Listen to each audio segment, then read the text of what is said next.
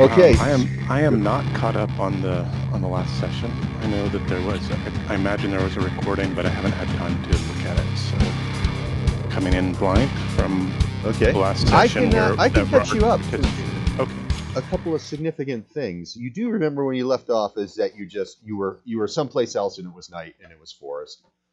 And that guy wants you. We had gone through a gate in the dungeon and Mm-hmm. arrived outside somewhere. Mm-hmm. Met sort of a wizard who had asked us to He summoned you. help. He cast a spell. Yes, He completed yes. a Well, of ritual. course, he summoned us through the gate to this place, and we arrived, and he asked us to help him recover his family home that was being um, squatted on for the last millennia or so by some ne'er-do-wells. So Yep. that's what I remember That was last. the deal. Yep. And then he looked over your scroll and he was explaining it to you. Mm-hmm. Mm-hmm. And that conversation continues. That's what I want to say. Like he busted out his tea set and he starts brewing some tea while the guys are, doing whatever they do in camp. And he pulled out like I don't know, like his instruments. It's kind of like, those circular globes that you see out of brass from Sextons the and sextants whatnot. and things. But this is a little different. It has a triangle that pulls out. And so he's giving you, I forget what he calls it. He calls it his Arcana compass. Mm-hmm. And it was a useful tool, and he first learned to use it when he went to Oxram Academy when he was a lad. And he uses that to help explain, and because there's going to be an XP thing here coming. But his explanation opens your mind to the vastness of magic and what you're playing with, and he explains that it seems that you have a natural affinity for elemental magic, Mm-hmm. Mm-hmm. and that your pursuits there would probably be rewarded. Okay. Also, I had a big rewatching episode number 6, the race episode.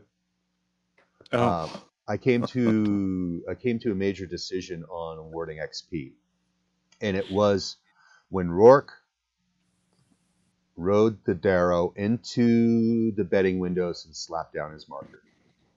That is much more impressive than bringing back bales of silk from Skystone River case for that fat priest of Lawlac. Mm-hmm. And Mm-hmm. I awarded you 500 experience for completing that objective.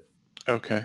You do not get to cash the marker because it has no value, but 8,000 is the XP awarded from the winning bet, and you don't have any cash for it, but that gets divided 3 ways between Wow. Stu,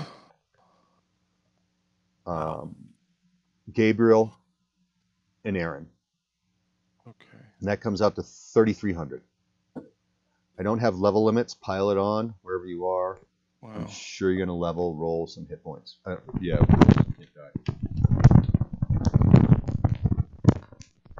8,000 divided by 3? 8,000 8,000 divided by 3? Yep. All right, wow. 66. So XP is being awarded for major objectives obtained that are particularly yours. Also, you can win XP for doing a job for someone else, but it's not as much. Right. Beyond the cash value.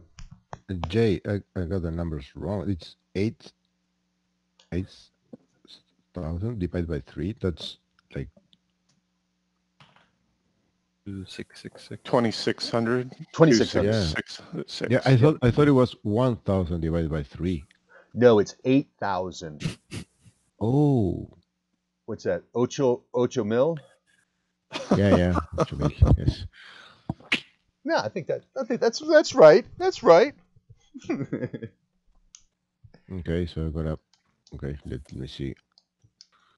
Where I'm just a poor ranger from Averon. I don't do division. Mm-hmm. Yeah. Me neither. Yeah, but you know what beetles are good to eat? Well, so does Rourke.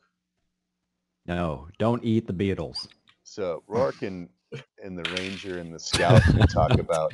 Did you roll another one? I did. Stu? Oh my God. The whims of fate. The whims of fate. Every roll tells a story, Stu. Yeah. Daredevil, the fragile assassin. Yeah. Now you can see why I took up the work of assassin. Long range, shadow, not seen.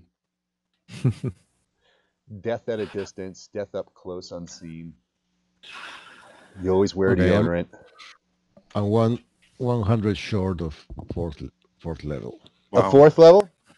Cool. Yeah. You will hit fourth level if you survive. You'll never make it. Yeah. I'm gonna make sure of that.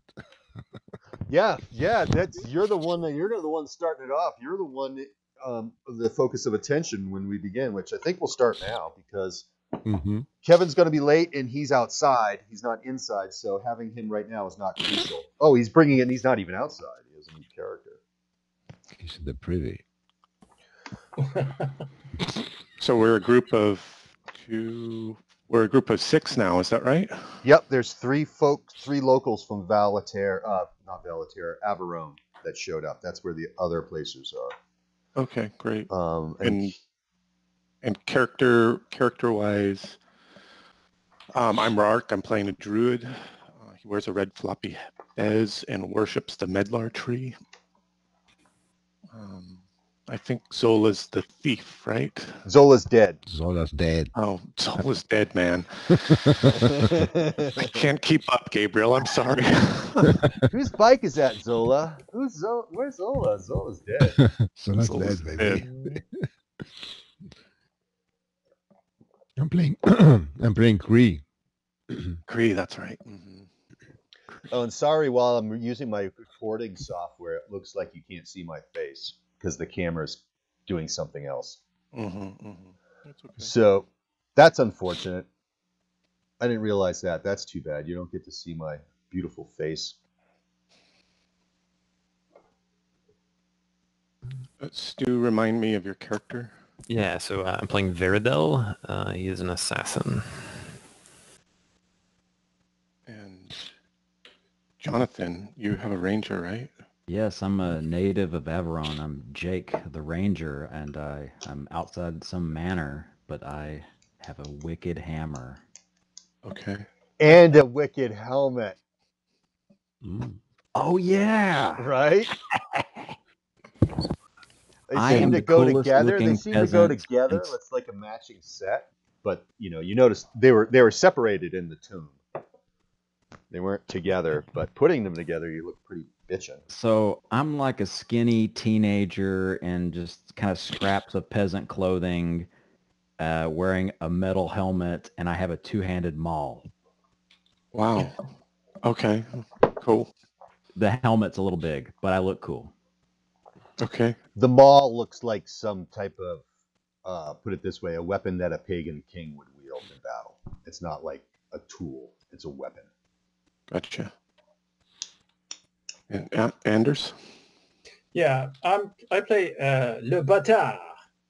I'm a Averonian scout, so that's something like a mix of a ranger and a thief.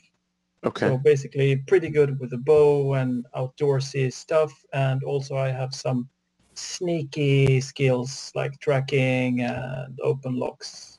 Okay. Stuff like that. I don't have any cool weapons. I don't have any cool gear. I checked the Petty Gods book for a god. I will retrieve the book soon. It was this muscular guy. That's my god. Okay. Everyone who picks a deity out of Petty Gods gets an automatic 250 XP. That was what I was aiming for. Yeah, no, of I course. should just roll and pick something at random, because once I start reading that book, I get lost. And Yeah. Well, the rule was kind of. Let's backtrack on that a little bit. The rule was written for Rom'Myrians for the Dying Earth campaign specific, which had in that campaign world, religious cults organizations are very heavily prominent in the Dying Earth. That's not the same for Averone. For Averone characters, for your 250 XP, I roll on the what is it? The secrets table. I have a, what do I call it? I have a dark secrets table. And for the 250 XP, I assigned you a one of the dark secrets. And Jonathan, I already did that with you. Oh, okay. Remember that? Yeah. So that's kind of operative somehow, but you get it for there. Anders, I did mention your dark secret. Didn't I post it to you? Yes, I have a Okay. dark secret. I shouldn't tell the others, though, should I? No, Then it's no, not a secret. no, no, no. That's But I have it noted. Yeah, here's my DD Boo Max. well, that's in place Page... of picking a DD from Petty Gods. You still can, but okay. The Petty Gods mechanic was specific to the world of Rom'Myr. Is Aberon part of the Dying Earth? You have no idea. Okay. You have no idea. You have no idea what time or place you are. You could have we seen that? And the sun hasn't risen yet, right? So we wouldn't necessarily see the dying sun yet. That is correct. And that's the other thing. When morning arrives, the man is gone. He's not there anymore. Somehow he packed up and left in the night. Okay. It's right before dawn, like 4:30. So there's just almost barely enough light to see by. But it's been hanging in that position for hours now. For hours, the sun has not come up. It should be up by now, but it's always below the horizon, giving that dark wee hours, small hours. And it's not raining or anything. It's clear. Oh no! This morning there's a lot of ground fog. That's right. There's ground fog. Everything's shrouded. There is a rain going on. Everything's really gray and dark. For the fellows from Abaddon, is this normal? I mean, no. The ranger and the scout clearly expect that the sun should have been up hours ago. That's not right. It'll be up soon. He keeps on saying. Think. Ish. And I think that's it for the prep. Yeah. So. And Jay, you had pointed out that there are a couple of new spells for Rark, Limb Walking, Plant Lore, and Hughes. Are those in the core book, or are they somewhere else? They are somewhere else. These I crafted, or I pulled somewhere else specifically for worshipers of the Medlar tree. Okay. And since with your gain of XP and talking with this guy, what's he called? He calls himself what? Lord Ansulex. First name Jankula Ansulex. First name Lord. What'd you say? I said I was waiting for first name Lord. Lord Jankula Ansulex. Jankula. Like janky ula.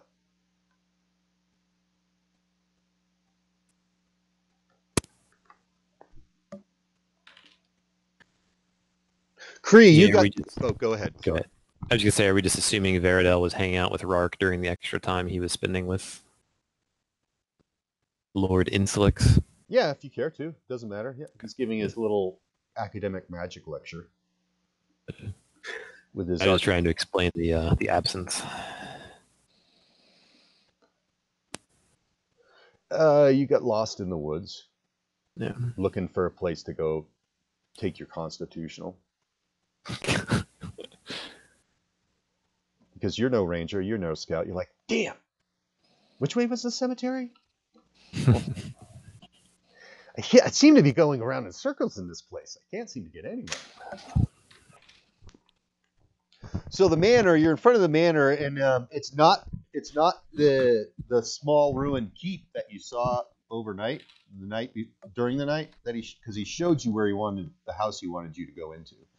That small keep portion is now intact and is just the southeast corner of a much larger manor.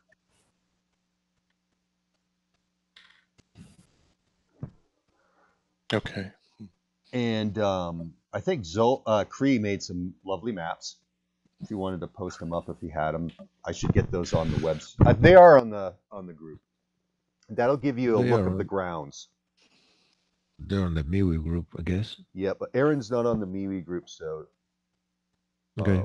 I thought I saw him in the Discord.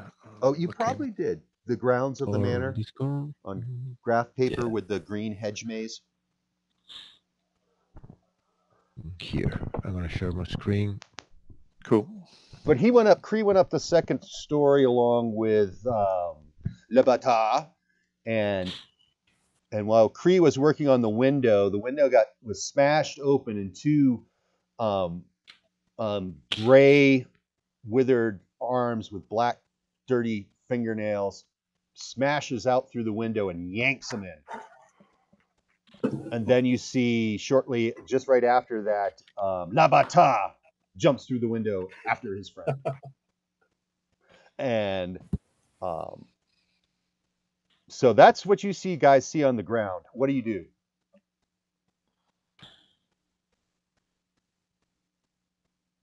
Yeah, I think I was below the window. They climbed up to the second floor and climbed in, and I'm just standing down below the window muttering to myself, they're going to die.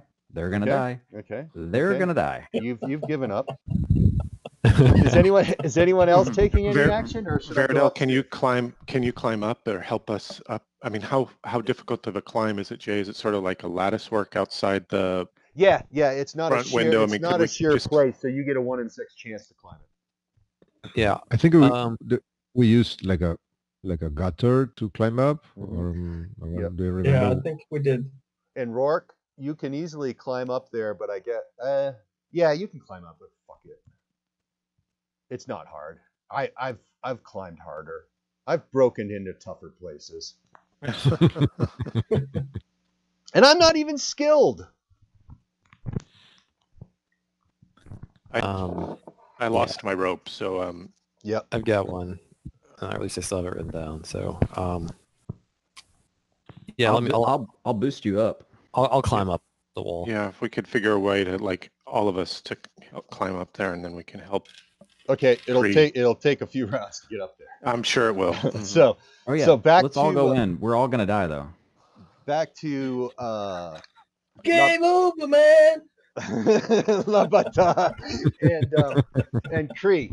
So Cree, you got a talking to by one of the bestial women. The other one is a bit taller and is talking to you, La Bata, and asks you, so what's your story?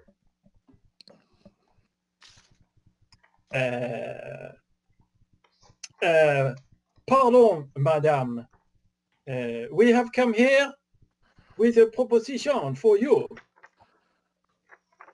The room that you are in is obviously a library. Yes. Where is it? But it looks like it's been ransacked. Books and papers lie scattered about the room, and several bookcases have been knocked over. Cree went sliding through a bunch of papers and books before he came to a stop.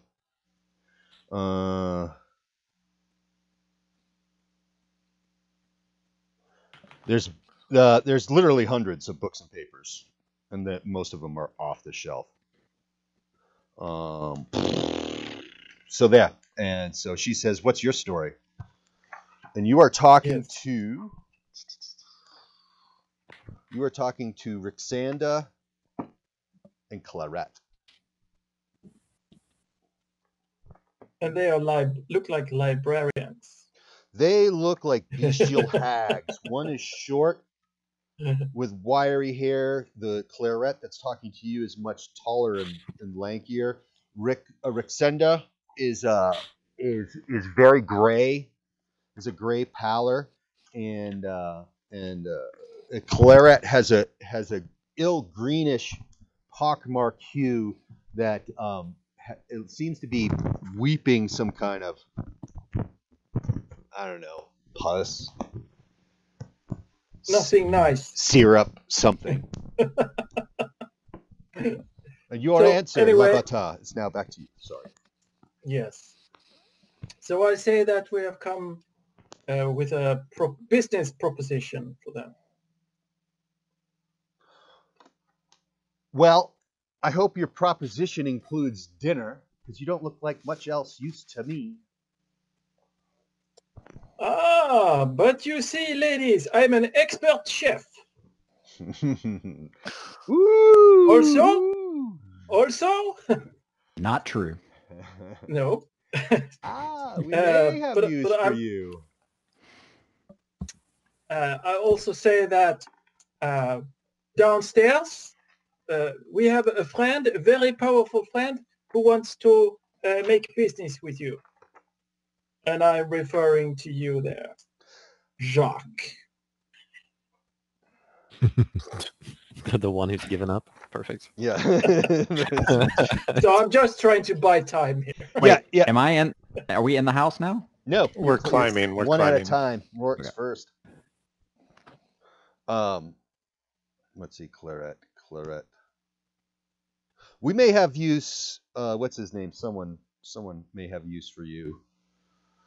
Her VC may have use for you in the kitchen. But your friend over here, he looks like he's going to be. We'll have to use him for the main ingredient.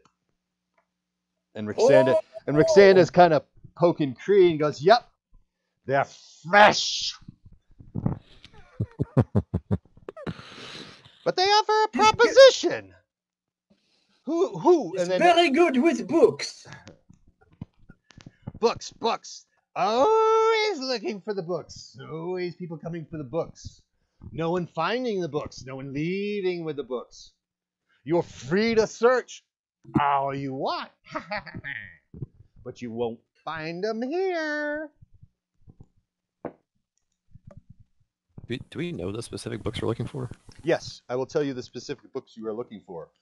The Liber Juratus Honoria and the Livre des Espiritus.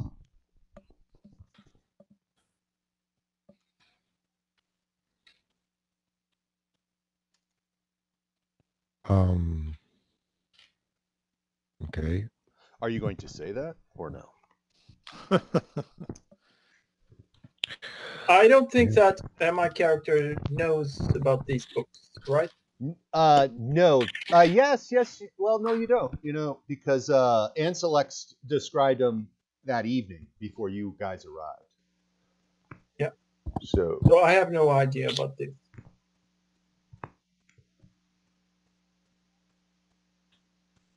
So I mentioned the books to the hags.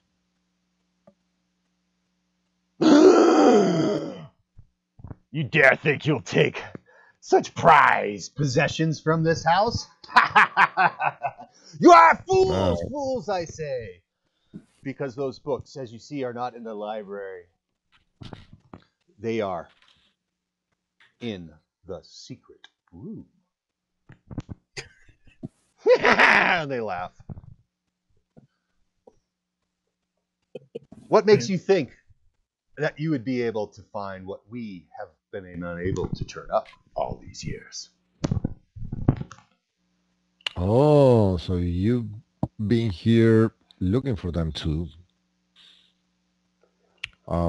Yes, they were taken from us! What? They have been Maybe we bound can and help you. they've been bound and removed from us. We cannot reach them. You must have been speaking to my brother. He put you up to this, didn't he? So are you? You must be then, Lady Ansulex. And they start laughing again. And Roxana goes, "No, I'm just the chambermaid." And Claret is like, We are just. Oh yeah, she says we are just chambermaids here. Ha!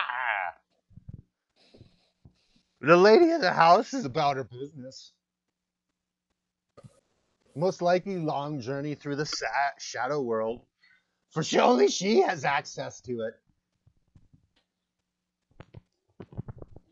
And she left you in charge of looking for those books? Aha! We haven't looked for those books in hundreds of years. There's no point. There's no point. We are the staff. We maintain the manor as the lady requires. And Clarette is now starting to squeezing La Bata your bicep, kind of giving it a little friendly squeeze. She says, "I think you need to talk to the chef immediately." Of course. There's no way so you can get meaty. those books. He sent you on a fool's errand, don't you know? They're bound by powerful wizardry locks. Besides, you don't even know where the secret room is. How would you even try to get in?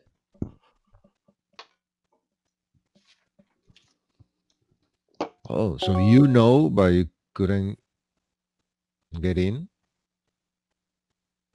I know where it is. If I could get in, I would have done it long ago. Because there's much to be discovered in the secret room. Ah, you have more friends! And, La Bata, while she was, Clarette, squeezing your bicep, she gives an icy, death-like grip and then throws you across the room away from the window, so you're kind of like sliding towards past Cree and out the door of the library and into the hall. Rourke. So she's like super strong? She feels really strong. She just grabbed you and flung you. The other one grabbed Cree and pulled him through a window and tossed him across the room like so much matchwood. So Rourke, you see the ghoulish-looking house staff talking with Cree, and you see La Bata getting tossed out of the room. I'm going to light a torch as I kind of step through into the library. Mm-hmm. And fan it in front of me. Do the hags, do they step back or at all? Or no, Clarette steps up to you. Stand back, lady. Smell her. Stand back. We are on an errand from my brother. Your brother? Who would be your brother then? You were talking to Jankula, weren't you? He put you up to this fool's errand that's doomed you all. No, not Gankula. Lord Ansulex. He with the torch towards her face. He hasn't walked these halls in a long time. Matter of fact, most of the Ansulex hasn't. Because only one can live in the manor. Only one is the guardian of the gate to the shadow world. And who's that guardian now? I'm like fanning the torch in front of me, trying to get towards Cree and Beto. And she's watching, she's talking to you, and she smells really bad. And what was the sister's name again? Clarette and... No, the lady of the house. Rexenda? No, no. The sister. Oh, the lady of the house? Yeah, did we give her a name? Nope. Okay. I don't think so. Okay, I will give her a name. Her name is Isabel. Isabel or Jezebel? Isabel with a Y. So I guess it's Isabel spelt with a Y. Mm-hmm. Yep. Isabel Ansulex, Lady Ansulex. And they say she's away. She's most likely in the shadow world. doing what she does there, traveling between the realms.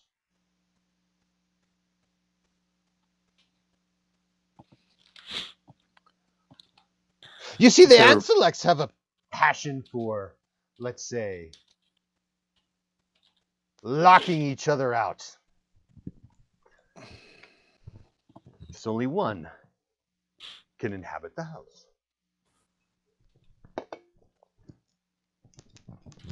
But you're free to try. We'll show you the secret room, and if you fail, we have you. That's the deal, isn't it? And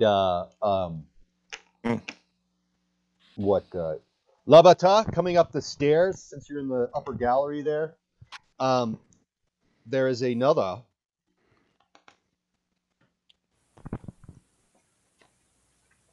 creepy lady, but she's coming up with a growling, reanimated, mangy mutt that was clearly dead, but now has a mockery of life.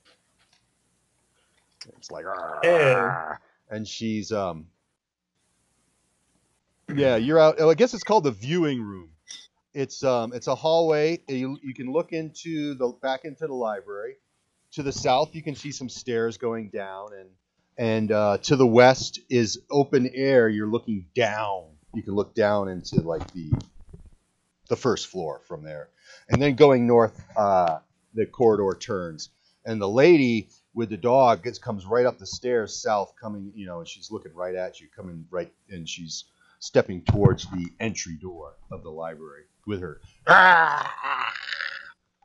undead So dog. I will whip out my trusty longbow and shoot her in the face.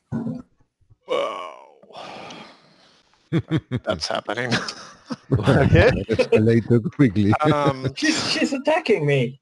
No, she isn't. She's walking up the stairs with the dog. She's maybe got it. The dog's on a before- leash. The dog's on a leash. It's- Okay, as, so as I see Labateau start slinging his bow, I shout at the at one of these hags. We'll take you up on that offer. Show us this secret place that the Ansulexes have sequestered their treasures, their mysterious books, and we will recover them for the Lord. You're most welcome to try. And do you hear that, sisters? Or not sisters, ladies? They're going to try. They take us up on the offer, and they all like, yeah. So you walk, come this way. So you walk out of the library. You go north and immediately east down a corridor. And right where the exterior wall of the east is, because you got some windows and those bay windows, you turn north. You pass a small room filled with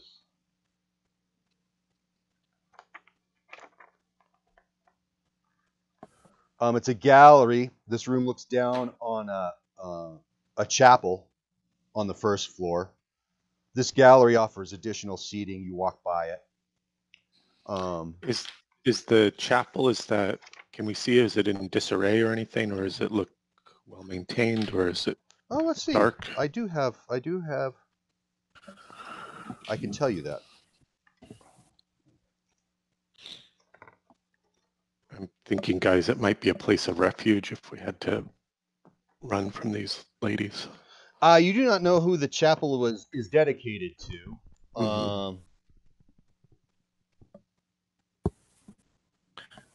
Are Jake and I caught up at this point to the group? Yeah, you're in the room.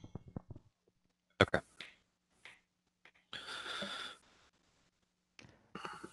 I have some things I want to ask these ladies. Is one nearby? Yeah, there's two in the room with you. But I mean, we'll backtrack a little bit because we are moving through the house. But if you had something you wanted to do in the room, let me know and I'll see if I'm interested in it. Oh, I just want to talk to them. Well, you talk to them while you're walking through the house. Listen, both of you, how many ladies are there? 3. One's got an undead dog on a leash. Okay, I say the 3 of you are the most disgusting, vile women I have ever seen in this fair land. And I have something to tell you that Le Batard and I point to him, are on a quest to slay the beast, and we are probably the most ill-equipped persons for this job. We are cowards. We leave our friends to die in tombs. We don't bury them. But I somehow have the bravery to ask such vile specimens, do you know anything about the beast? This is what we are trying to slay. The beast, the beast, the beast. There's many beasts. There's many beasts here, there, and everywhere. You're looking for I must the say, beast of your voice Averon? is Averon. horrible to listen to. And they kind of laugh. They dig it. Yeah, the beast of Averon.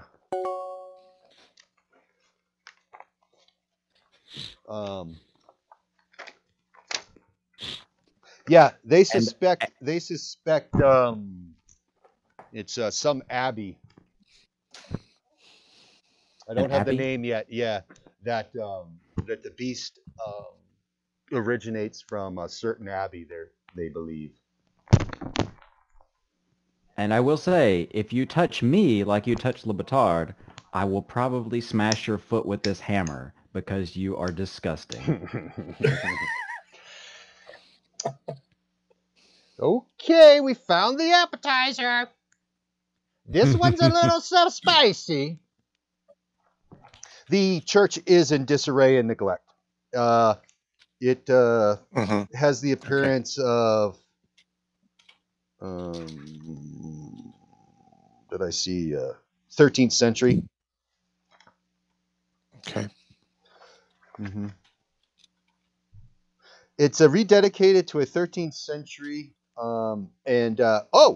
Labatar and Jake, you recognize it as a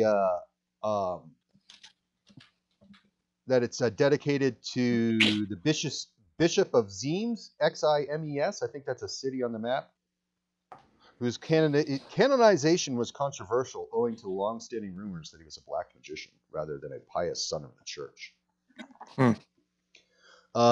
So after passing the gallery, so the old ladies, they're guiding us through the house to the secret room, right? yeah, one's in front and two are in back, and the one in back, Okay. and one of the ones in back has got the dead dog walking, growling, Okay. slobbering. It's got more than rabies. So you pass the gallery, then on the west you pass stairs going down. There's a door on your right. You pass that, and you come into a 20-foot by 20-foot square area where it's just the wall goes 10, 20, 30, 40 feet on the north, and on the east end there's a door that would go north, and that would bring you to the corner of the house, and they present the blank wall. And she says, the portal is here and the room is just beyond. But I can conceive of nothing that you mangy adventurers and murder hobos might have with you to penetrate such a powerful, magically locked room. And you said that behind the wall there's this secret room and the books are in there? She's particularly saying the door to the secret room is through this wall and will give you entrance into the secret room, which they call the sanctum. Whether Jake, it's are you gonna let really her attached to the house or not is really up for debate.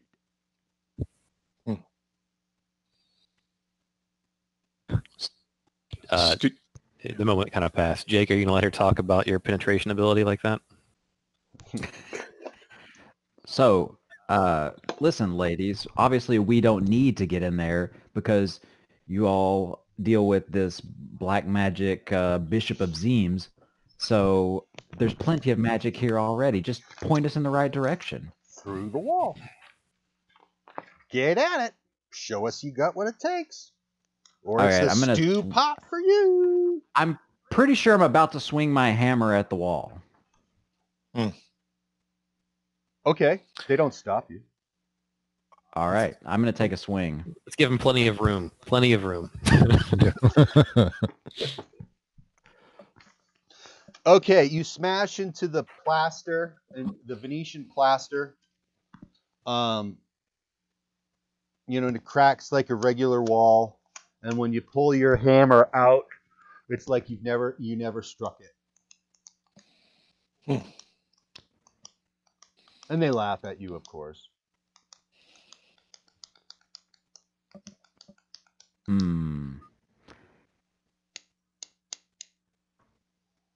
Well, Rourke, they don't. I encourage you, since we don't always play fairly regularly, to look at your equipment and what you have. Because Jankula Ansulex said that, when he summoned you, that, he doesn't know how you're going to, succeed, but he knows his summoning spell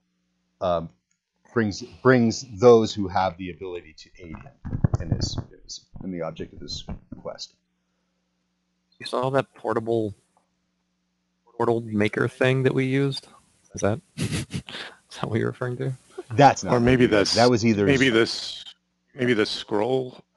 Yeah. What do you have on another the scroll? Hang on, let me grab it's on another notepad. Okay, you see I'll be Rourke right back. rummaging through his Right, stuff, I'm and he's rummaging going, through my hold on, hold everything.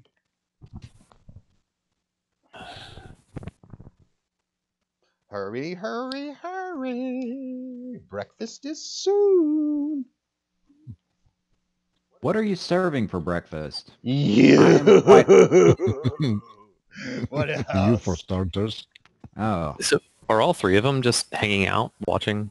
Yeah, two are they're kind of around you. Two are on your left, and one is on the right, which would be Rysanda, right up against the wall.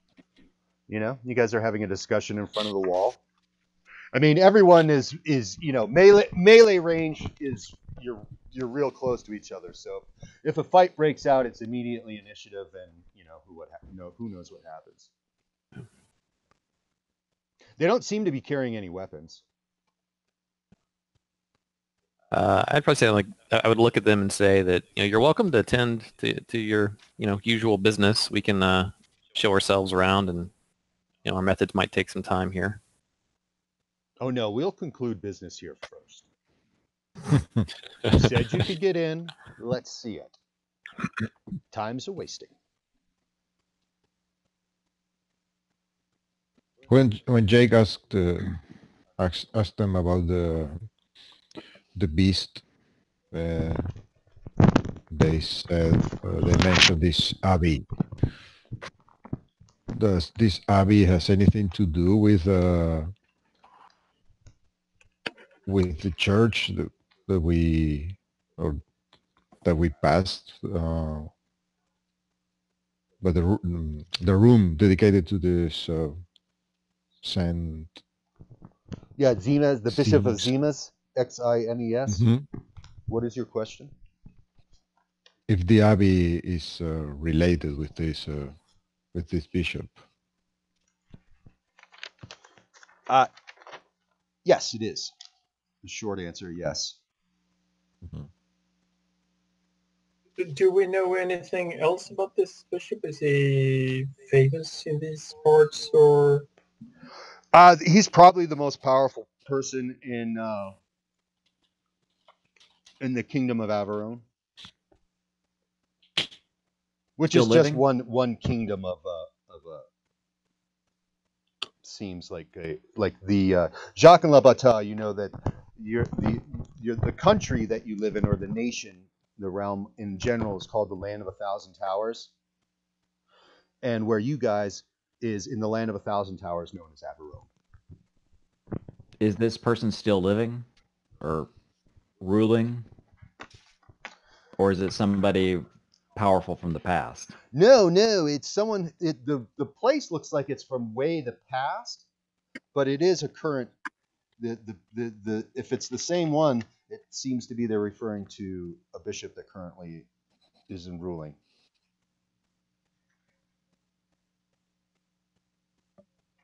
Okay, I'm getting closer.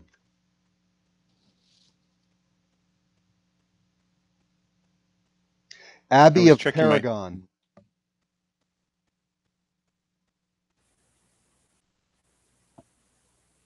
What was that, Jay? The Abbey of Paragon, Okay. and the abbot of that abbey is Theophile Paragon.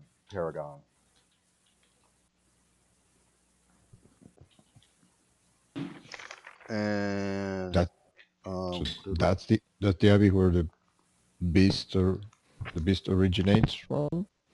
that's where the ghouls suggest you might find some answers. Okay. And Jake, you know that the abbot of that abbey has been on a tour of the villages in Averone, trying to ease the suffering of the poor. And it occurs to you that as his retinue has passed some of these villages and stayed and left, that those are where the slashed and dismembered bodies have been found. And how far away is that roughly?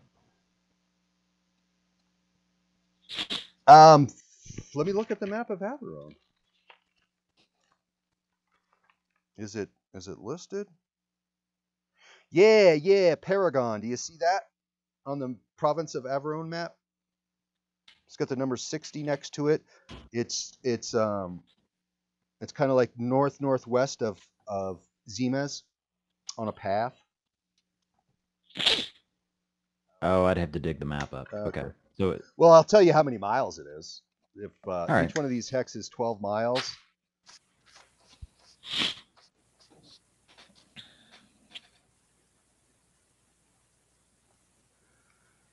$19 hexes times 12 make it 20. So what? 240 miles away is where the abbey is. But he's been traveling. The abbot is not at the abbey. He's been traveling that route I gave you that you were following. That is actually his route that he's been taking on his holy mission to ease the suffering of the poor. He's out in the country meeting the people. So he's probably very close. You would have to go back to a village to see if you can find out where the abbot is in his party is expected to travel next or arrive.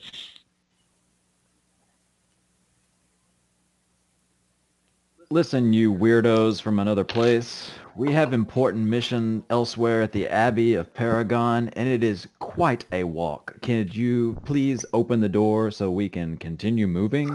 Obviously, my methods are not useful. If we had the ability to get in, if we or my lady had the ability to get into the secret room, to get into the sanctum through the secret door, we would have. No, I think he's I'm talking about these guys. And I'm saying this all out loud. Okay.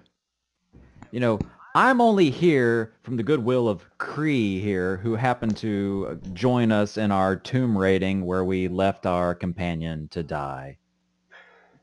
Well, I like your style, and then Clarette shoves you in the chest, and you get pushed into a chair in this chamber that's like up against the wall, like a sitting chair. Boom! She goes, "Enough for you, silence!" And they turn back to Cree. Our patience is wearing thin. So Jay, I just had a look at my notes, and I'm not seeing a lot there. There is the tarnished belt buckle that I think Cree has, and maybe a scroll that I don't have noted here for some reason. You do have a scroll. You do have a scroll. You got the scroll from, I want to say, Soj the Caves of the Strangle. Right. I think that sounds... And there was 3 spells on it, and I'm not going to look them all up right now, but I know you got 3 spells, and one of them is Phase Door. Okay. And I'm going to tell you guys, this all happened with random rolls and no planning. Okay, there's a secret great. magical bound room in here, and I'm like, oh fuck, they got a Phase Door spell. They would actually maybe, because I was going, how are they going to get in? They're never going to get in.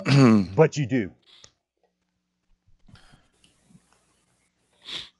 Okay, so what are the other spells that are on the scroll, or was Phase Door the only one that I was able to, No, to there was decipher, maybe with the help of Lord Ansulex? Yeah, that was your discussion through over dinner. Mm-hmm. He gave you a handle on how to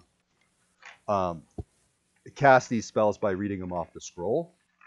Okay. Of course, you couldn't practice that. Right. So who knows if it'll work? Right. Okay, we'll give it a try. Is Yeah. that or fighting the hags? The other one I believe was, unless it's on your spell list already, Unerring Direction. Okay.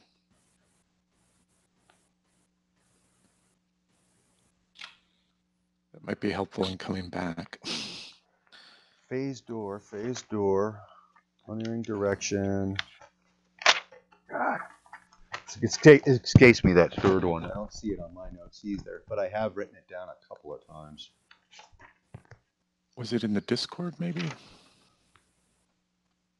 Yes. Yes.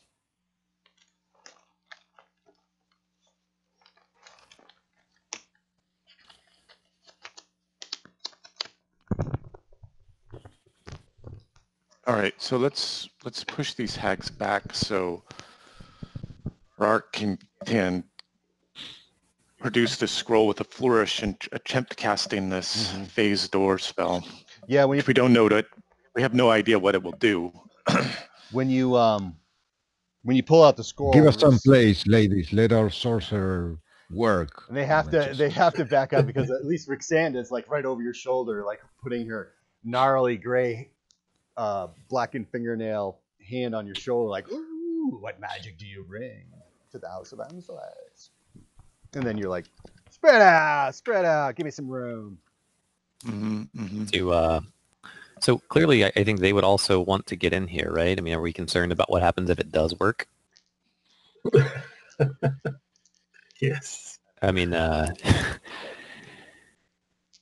we going to be fighting them for access to whatever's in there? Can the rest of us like form a line between Rixanda hugs the wall to the north, right of the door. Claret and the other chambermaid are, what are they going to be? If the room is 20 by 20 square, and you are standing in the northeast square, looking north at where the door is supposed to be, Rixanda's to the right down the hall, just a few paces, like 5 feet, leaning against the wall, and then behind you, the where you came into the room, which was at the top of the stairs that go down, that's where the other two ghastly chambermaids with the dog are. So 2 of them are kind of like near the door out, back the way you came, and Rixanda is against the wall to Rourke's right. And she steps back to let you, they all kind of like step back to let you cast your magic.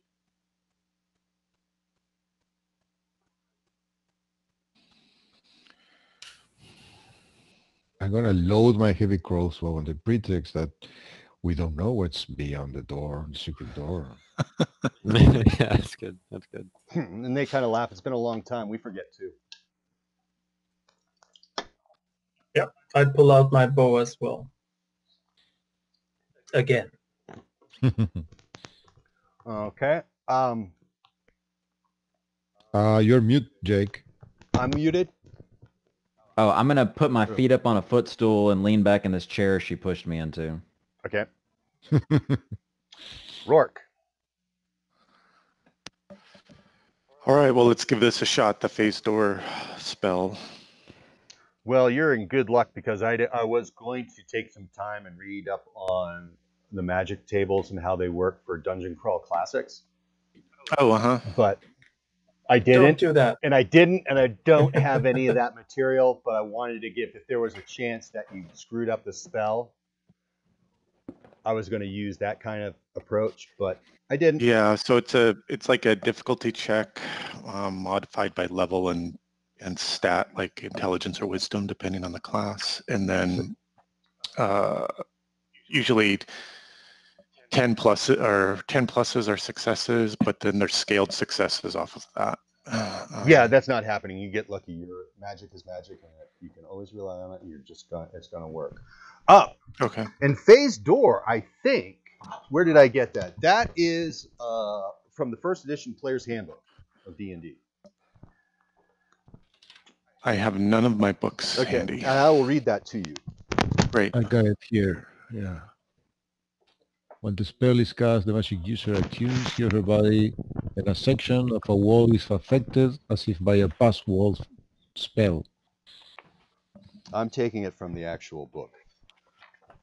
Yeah, I got it on. Okay, now, my murder hobos. Let Uncle Dungeon Master tell you a story. In the long, misty past known as the 70s, there was a book release called The Player's Handbook. It was amazing. It had so many cool stuff. And I'm looking for phase door because this thing is so well organized to quickly look up a spell. This one. It is. Shit, it's not.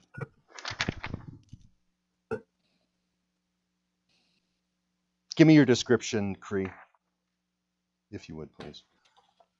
Description. I think you pulled up a description of Yeah. phase door. I would like to hear it.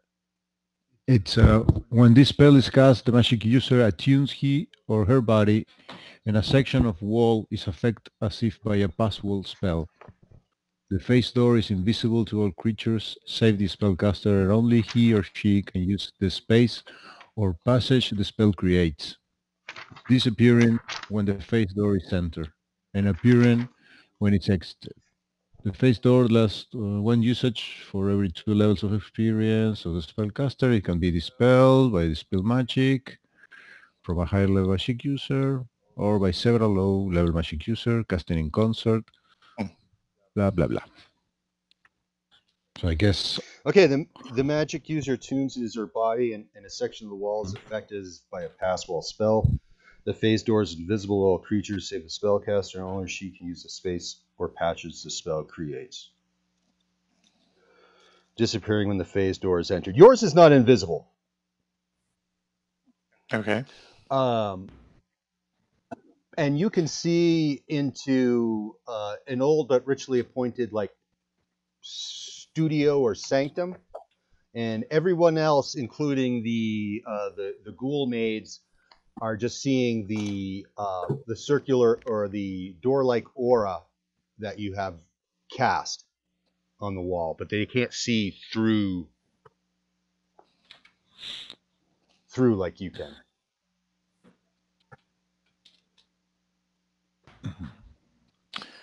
Can we see through? Nope. Who can see through? Rourke. Just Rourke, the the spellcaster. druid. Yeah, so Rixanda is saying, did it work? And she's drooling a little bit. Tell me it didn't work. Tell me it didn't work. I'm concentrating.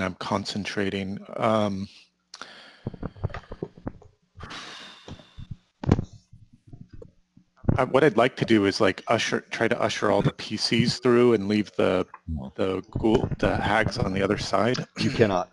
It only works for you. Let's put it this way. Put it this way. At this point, you can only create the phase door for yourself.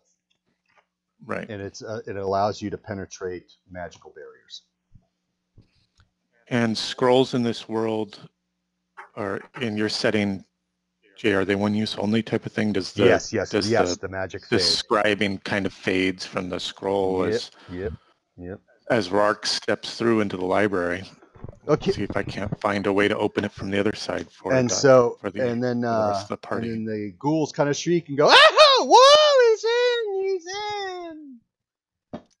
But will he come out? And then you don't know this, of course, Rex, but there's Clarette, Roxanda, and Isabel. Isabel, there's a one of those hourglasses on a shelf in this sitting area, and she flips it over. He goes, I hope he finds what he's looking for before the sand runs out. Why? Because you'll be trapped in there forever, and then we'll devour you all for dinner.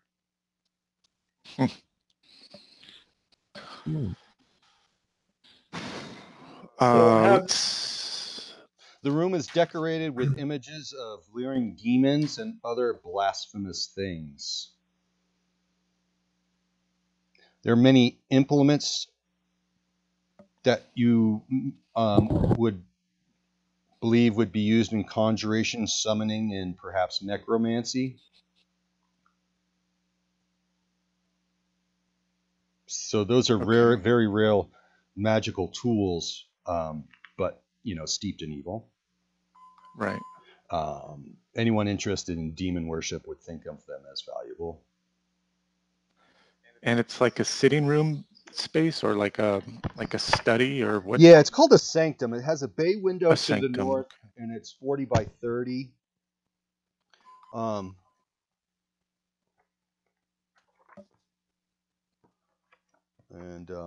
Does it look like it's physically adjacent to the other room that we came from, or is this in another dimension or you don't anything know? like that? You just saw Rourke step through the door, step through the wall where the glowing door frame, magical portal was, moving and writhing on the wall, and he just passed through, and that writhing and that wall thing still is there.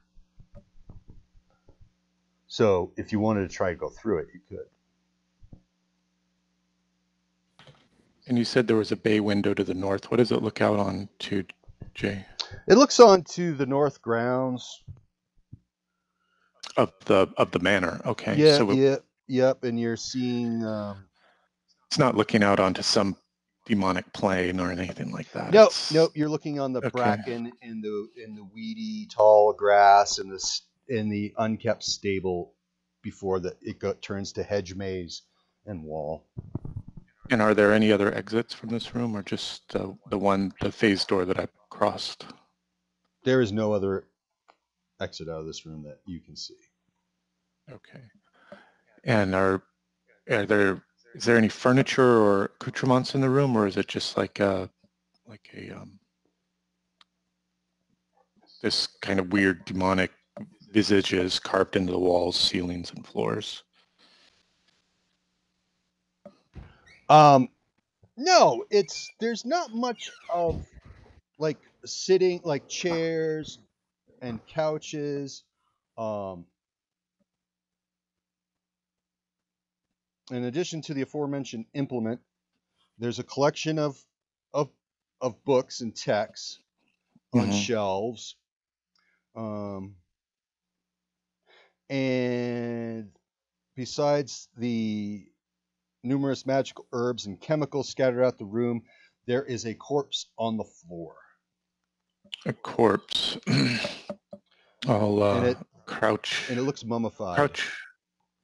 Crouch and search the body. Is it male or female? Is it Here's adorned? male, dressed in a silk robe covered with occult symbols. There's a gold amulet around his neck and a ring on his hand. And also in the center of the room is an unbroken circle, and there's a really strange and hideous demon in the middle of it, trapped there.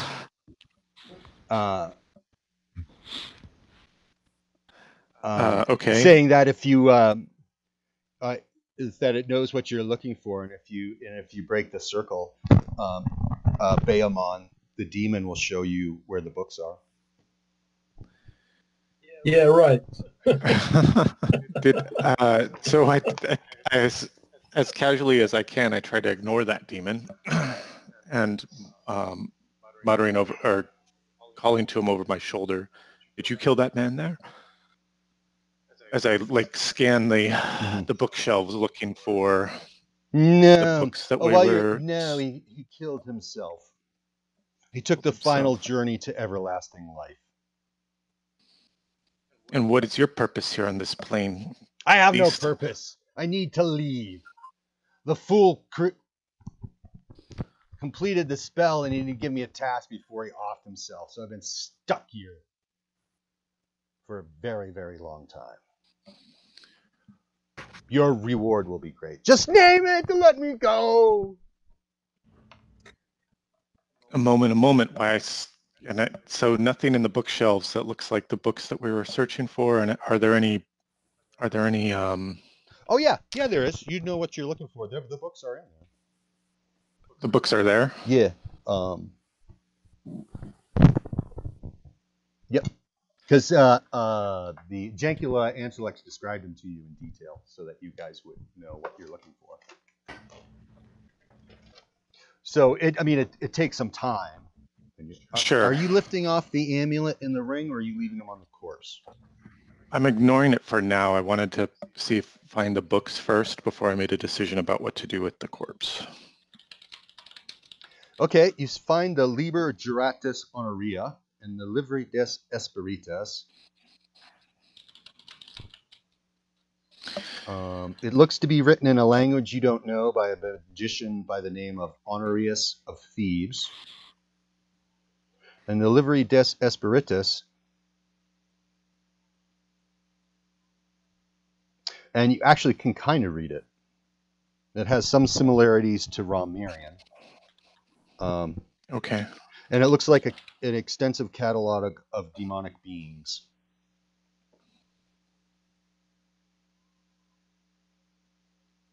Flipping through it quickly to what is your name, Beast, as I'm looking through this catalog of demons, trying to see if there's anything that's closely resembling what this thing is. Bailman of the Black Brook, running cold. Sorry, guys, I'm trying to do this fast so we could get That's okay, back that's together. Cool.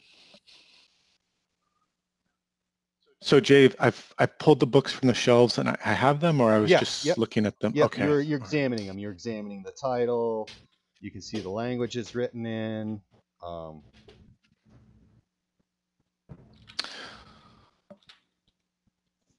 right.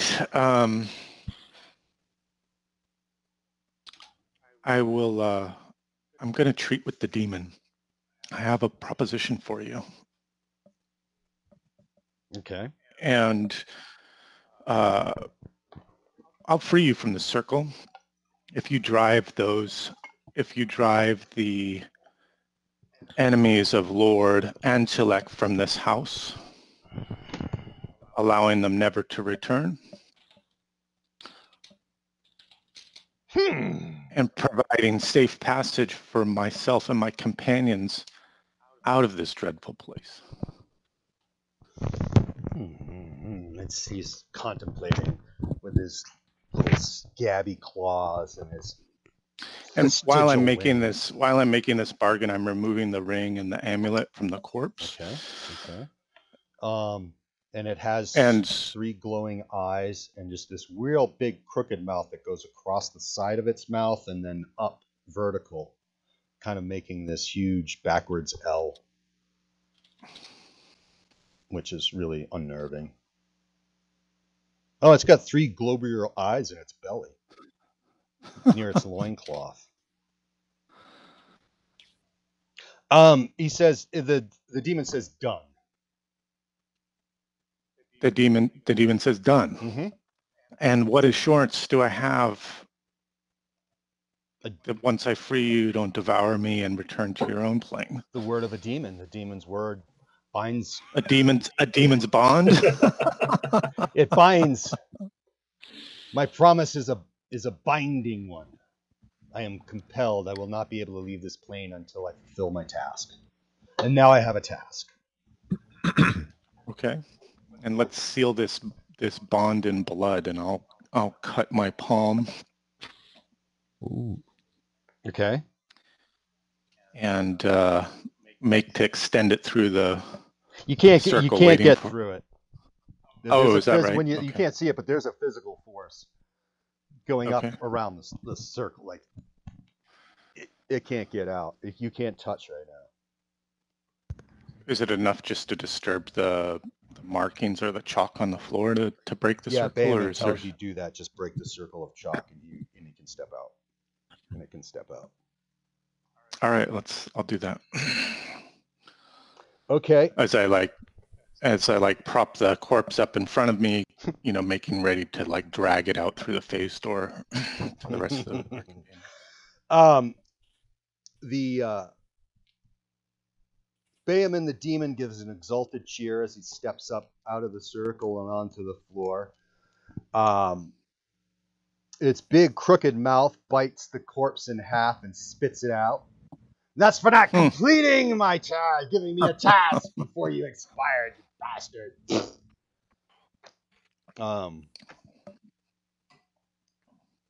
So I will go and defeat your enemies that surround you in this dangerous house.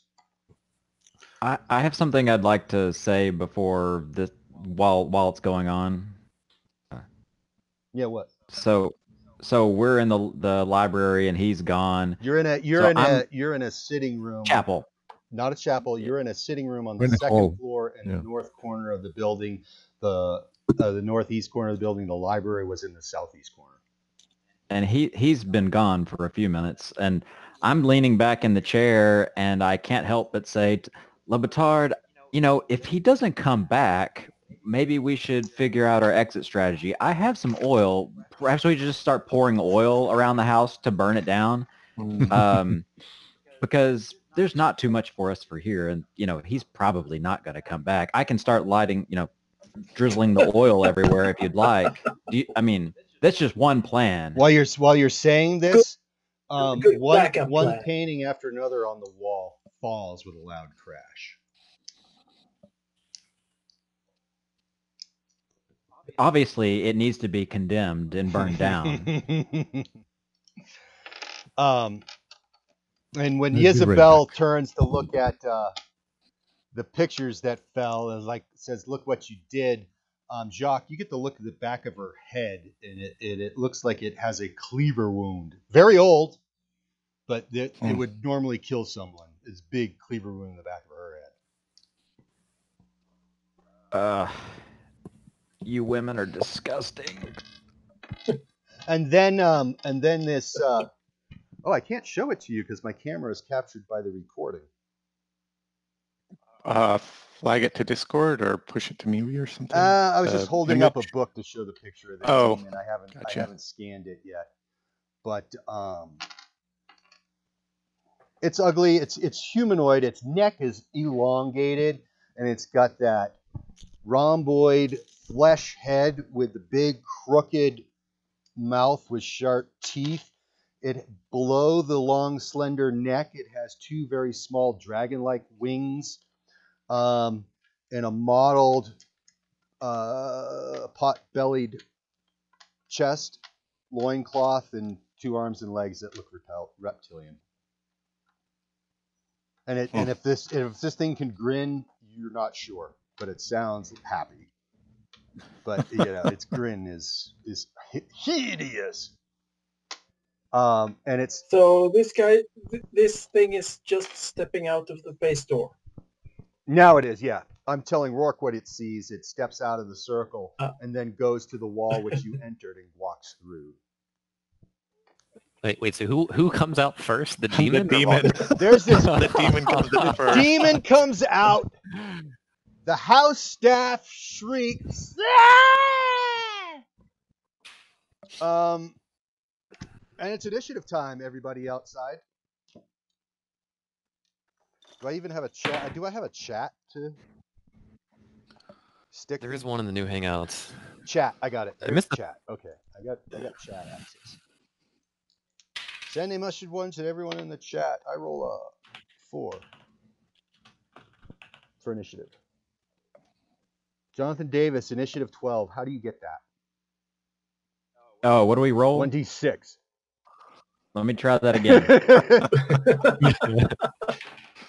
there's no bonuses, right? Your dexterity gives you a bonus if you have it. Oh, okay.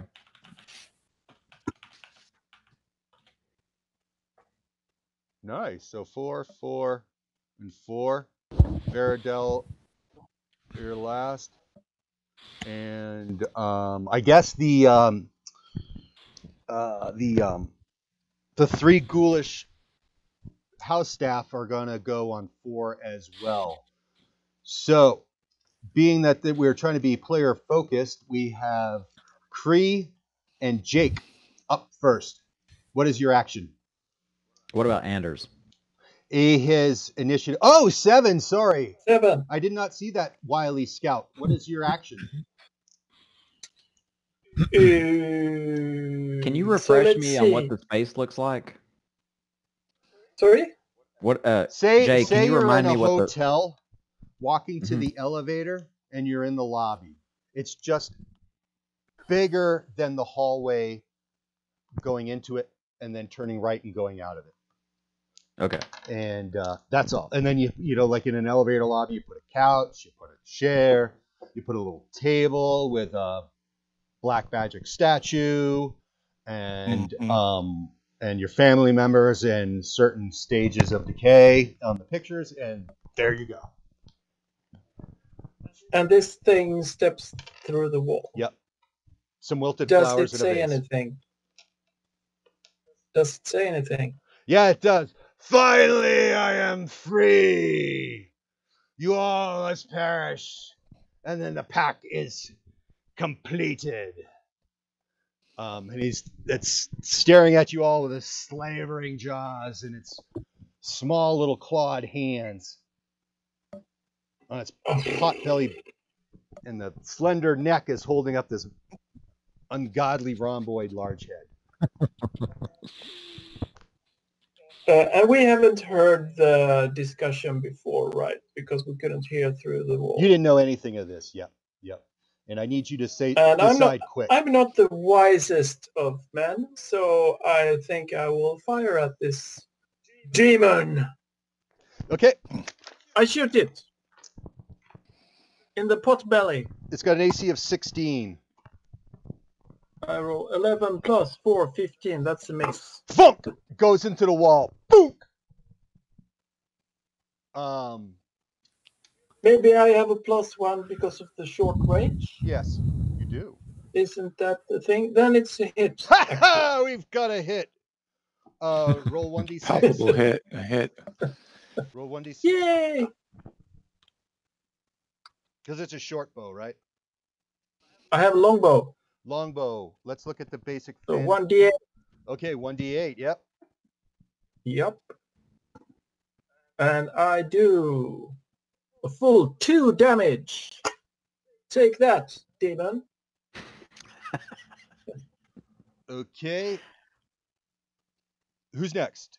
I will go with Cree. Okay. Yeah, he probably like turns around when he hears the demon exclaim, he's finally free, and he gonna let go the heavy crossbow because he doesn't see a rourke, so Yeah. he fears for the worst. Of course. What else is there to fear but the worst? 3. No, it's a miss. Fearing for the best just doesn't have the same feel. Yeah. Okay. Jacques. Jack. What exits are there? Okay. Let me get to the blow up of this section of the house. Okay. It's a 20 by 20 room. In the southeast corner heading south is an open archway to the top of the stairs and the hallway that leads to the gallery and eventually the library. And in the northeast corner heading east is a short corridor that ends in a window, and to the north of it is a door, and that's the side of the house. I'm gonna run that way. Okay. I'm freaked out, and I'm yelling, I'm getting out of here. This is stupid. Y'all are stupid. This is all stupid. And these ladies are ugly. Okay. Next up is the demon, which poor Claret is standing in front of.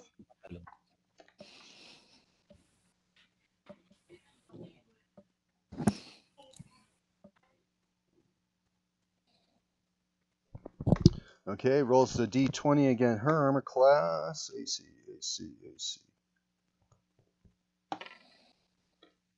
And hits Claret.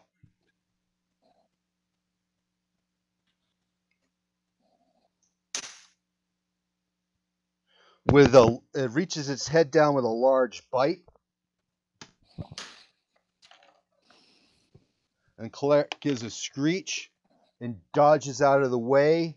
And the demon's jaws appear to snap shut on empty air.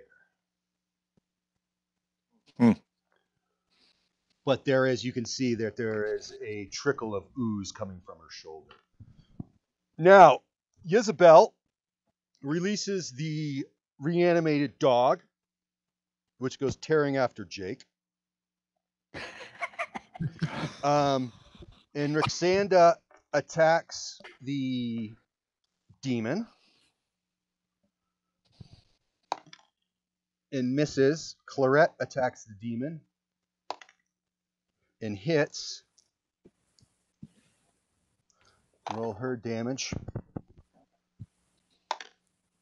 And she claws its back. And that's it. I think we're rolling initiative again. Oh, I gotta go. Oh, I always forget.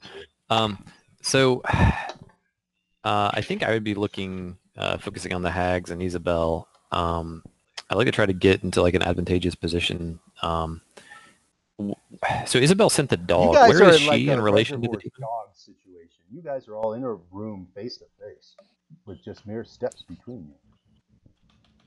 Face to face. Yeah, I mean the room is 20 by 20, but there's 6 people in it, and a dead dog, and a demon. Yeah. This is asses and elbows right now. Fireball. Where's Rourke?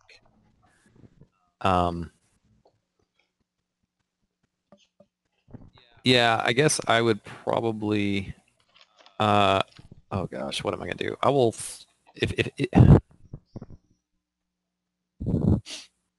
So Isabel didn't actually get in melee with anyone and just sent the dog. Can I throw a dagger at her without risking hitting someone else, or is it still too cramped? All right, let me do that. There's always, you roll a 1, there's a risk of something. Oh, by the way, guys, also another house rule. Monsters and creatures can fumble, but they don't get max damage on a natural 20. That's reserved for you guys. Heroes. Yep, for heroes. Yep, that's hero grade stuff right there. It's a 17 to hit. Roll damage. 1 damage. I was going to say, what, Veridel hit something, but yeah. barely hit something. Oh, gosh. Okay, I'm sorry. Can someone give me, let's see, there was 32, what was the total? You got 1 or 2, Stu? My initiative was 3. I did 1 damage to Isabel. Okay. I got its correct hit points. What's left? Okay, I don't want to cheat you guys. Roll initiative. Does Rark get an action this round, or yes, is it? Yes. What do you want to do? I'll step through the phase door, clutching the books to my chest, motioning to my companions, "Let's get out of here." Yep, you run right into the back of the demon, but the hole closes behind you, so you bounce off him and back into the wall. Okay. So it was right there. Like you can smell its body odor. You're like, "Ugh!" Nose pressed into its scapula. All right. Let's see. We're throwing initiative for the next round, right? Yep. Looks like I got 2 6s, 2 4s, and a 1 and a 6. Okay, the 2 6s, Rourke and Jake. Your actions. I'll go. I'm going to start running towards the library. I believe that's to the south. And I will tell, this demon will fight our battles for us. You know, trying to lead the party to the south. Oh, John. I ran to the northeast. Sorry, Jake. Yeah, well, Jake, you're running actually. The library's is the library to the south or to the north? To the south, and to the northeast is To the south. You went to the northeast corner of the room, Jake, and ran down the corridor east. The corridor goes directly east. It's like at the top of the room and going east, and then you know, and after 30 feet stops at a bay window and a door to the north. And the bay window looks on the outside. But we were at Rourke. Rourke, you're running through the crowd and screaming for everyone to run for their lives, correct? Pretty much. Yeah, the demon, and that the demon will fight our battles for us. Mm-hmm. Okay, next on the block, Jake, what are you doing? I'm going to try and open that door and shut it behind me and hold it shut. Okay, and that gives the dog gets 1 free back attack while you're doing this. And hits armor class 16. Yes, hit. For 6 points of damage. Ow. Okay. How many hit points do you have? 1. Oh, so you're still standing. So I have 1 left. 1 left. Okay, and you feel the strength ebb from your body, reduce your strength by 1. Perfect. And but on the plus side, you now have a door between you and a dead dog. Is that permanently, or do I You even have know? no idea. Your hope it doesn't leave a mark. I'm just going to erase 11 and put 10. There we go. Great. I'm not going to worry about it. All right, so do I make it through the room? Yeah, and close the door. Yep, and you can hear it snarling on the other side. Like my arm is bleeding. Ah! Okay. Then we're at the 4s. So that's Veridel and the enemies and the monsters. Okay, Veridel, go first. I have 6 as well. Okay, didn't see it. Thanks. Scout. I will follow Rourke. Okay, that means Isabel gets a back attack against you. No. 7 plus 4 is 11. I hit armor class 11. Yep, that's not a hit. Lucky me. Lucky you. Okay. Because I only have 3 hit points left. And okay, we've got Jake. We back to you now? No, you did your action. All the 6s are done, so it's the 4. Veridel. Yeah, so I'd like to run as well. What I'd like to try to do is basically just have my shield out and do like kind of a running charge through Isabel's space, basically trying to knock her off balance as I kind of run by. Okay, that's a roll to hit, and if you fail, you are stuck where you are. You do not disengage. Okay. Fair enough? Like, sure. You gotta, it's basically making an attack, and I want to see, instead of scoring damage, you score your objective. And you got to go against and you're going against an armor class of 12. Okay. That is an 11. So any strength mod or anything, Veridel? Or attack bonus. You get attack bonus for level, right? It was a +2, so 9. It was an 11. Yeah. Veridel's been very good with adding up knowing what his bonuses are before his mods are. Okay. He calculates the numbers. Barely fail. So you did fail. So Isabel, as you're coming to crash, she's kind of pushed back, but now it's ripping your shield and spitting at you. I'll rip the flesh from your face. And so she attacks you because it's her initiative. Right. Isabel has Natural 20. Ugh. Oh, But not the full. We're not doing the full max damage because I think that's only for Right. you. So you get out of that.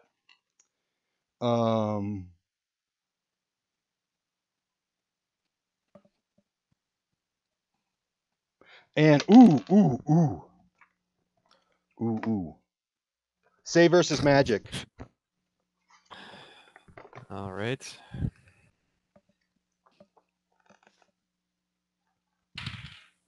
Uh, 15. I did roll over my save versus spells. Okay. She is trying to immobilize you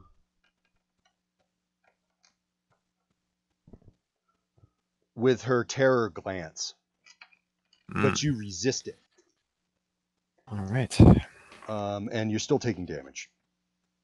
Oh, well. You feel you feel a chill as she's like reaching over and like trying and grabbing your throat. And you take 5 points of damage as ice flows through your veins. All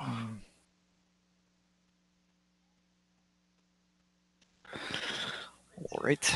Okay, Rixanda attacks the demon. She misses. And Clarette attacks the demon. And misses. The demon can attack Rixanda or Clarette, and it attacks Clarette and misses. Initiative.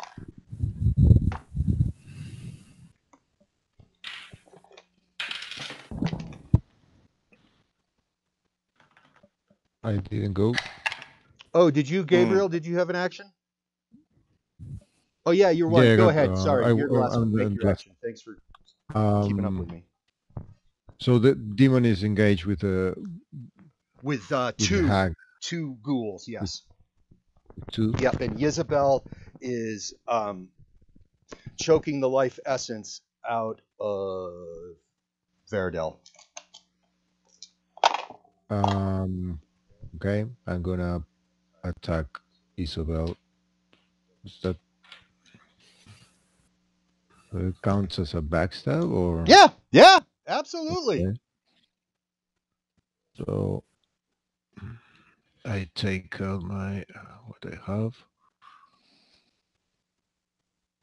Dagger. I have a fancy dagger. Let's use the fancy dagger. You're using the fancy dagger? Didn't I tell you what that did? Yeah. No. Yeah, I did, know. but you don't remember. Instead of doing 1d4 points of damage, it does 1d6. Oh. And it's okay. not because it's magical. It's just bitchin'. It's just a bitchin' knife. I saw fancy on my card sheet. It says, okay, let's use it because it was fancy. Okay. And it. Oh, nice. 17 plus a lot. Okay. Okay, so you hit. Roll damage. Okay, that's a d6. Let's go. The double damage for backstab? Yeah. What's the backstab? We got to do a bunch. You can't assassinate a demon, but can you assassinate? No, you're just a thief, so it's a backstab. Yeah, let's see. So you double damage. Yeah, 4 damage. Total. Okay. She turns on you. She's looking at you now.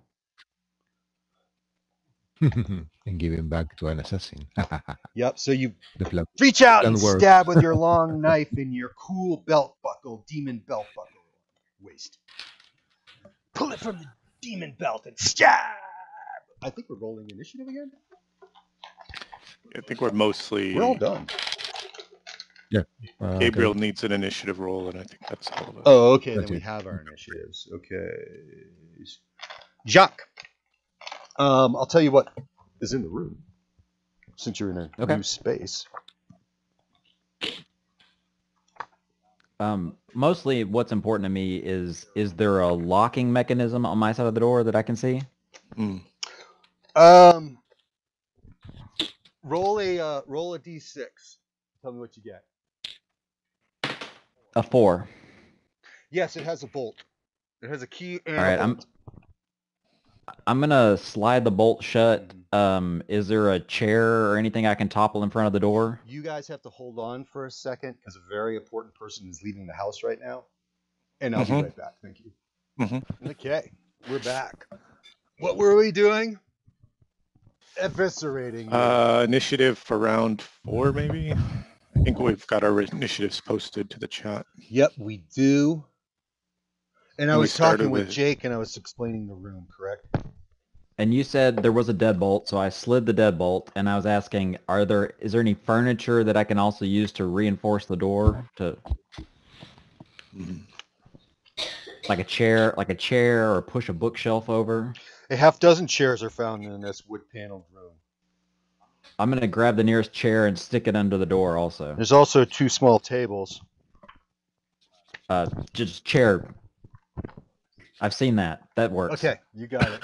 And you hear the dead dog scratching on the other side, all that stuff, right?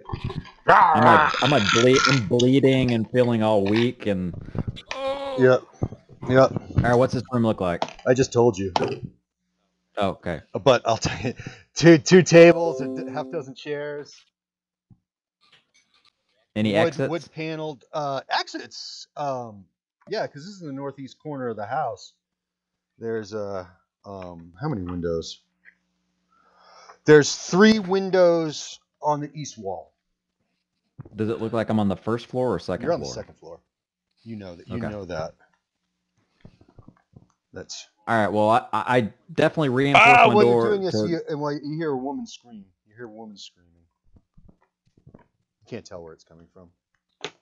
Okay. I'm gonna hide under a table. Okay, the man with the 7 initiative is done. Rock. I'm making my way to the library. Okay, you are in the library. I'm at the window where we climbed into this library waiting for my companions. Okay. Veridel. All right, so Cree and I are still engaged with Isabel. I am attached to Veridel at this point. What I'd like to do, instead of swinging, can I down this vial that I have written down with scare quotes that says "heal" with a question mark? It's the thing we grabbed from the backpack in the cave system. Okay, I gotta look that up. Sorry, I gotta look that up.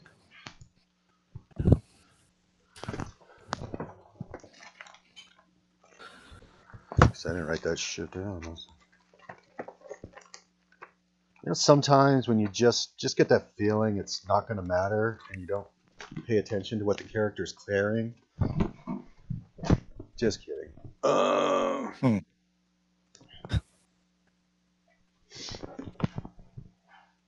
It is refreshing water. It does nothing. Next. You quench your thirst.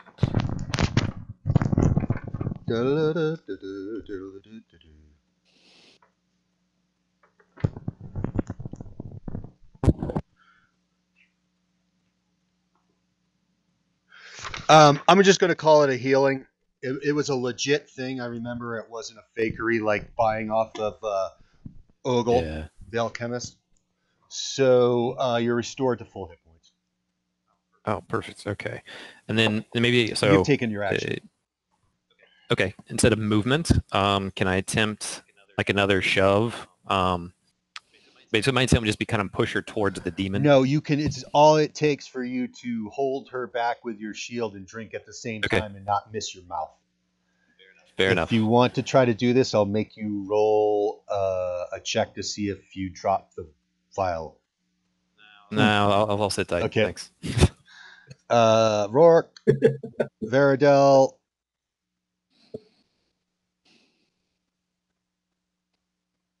Scout. Labata. Yeah, I'm tagging along with Rourke. Okay. Rourke is by the window. Yep. Ready to go. Cree. Cree. So the creature is facing me. Okay. I slash at her, trying to keep it away. And this was Claret? No, Isabel, I guess. Isabel's attacking Veridel. Yeah. Okay, so you're attacking her from the back. That's what I did last round. Oh, that's and right. She turned to face you. Okay, sorry, I got to keep up. That's okay. That's a 15. That's a hit. Roll damage. 6 damage. Under the cheek. And as you notice that Claret turns around to face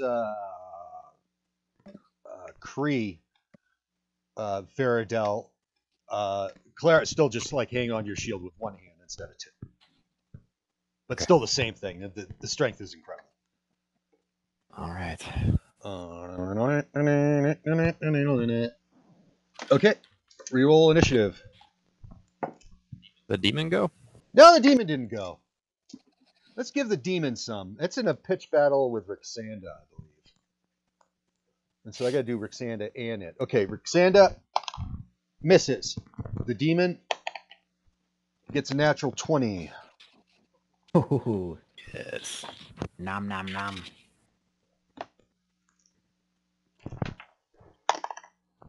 Okay.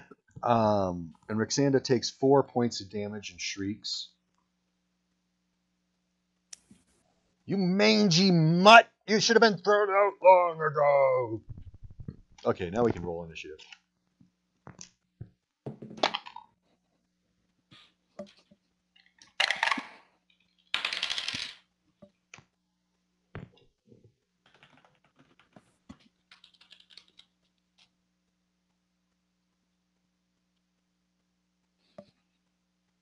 Man, everybody's at the top. Yep, Veridel.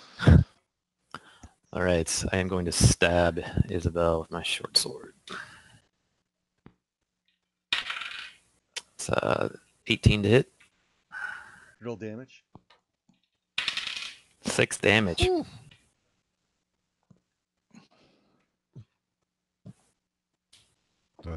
That's what an assassin does. Yep. Yep. But she's not. Isabel's not paying attention to her. It's like when someone's trying to run at you and you have your hand on their head. Right. Yeah. She's kind of holding the shield like that while you're stabbing and intently looking to finish off Kree. Like one at a time type of situation, I guess. Mm-hmm, mm-hmm. So we went with Veridel. Scout, you are with Rourke. You guys are cold lamping it, right? Just hanging by the window? Or what? No. Okay. When I reached the library, I turn around and I realize that my buddies haven't arrived. Correct. So I run back to help them out. Okay. Okay. So that takes us to any other sixes. Jacques. Do I see anything? I heard some laughter. I'm hiding under a table. No, you heard screaming. Laughter. So it sounds like laughter to me. No, did I heard screaming from the combat or from No, from different? within the room. Oh, okay. I'm just gonna hide. Okay, continue. Okay, well, passing on Jake to Kree.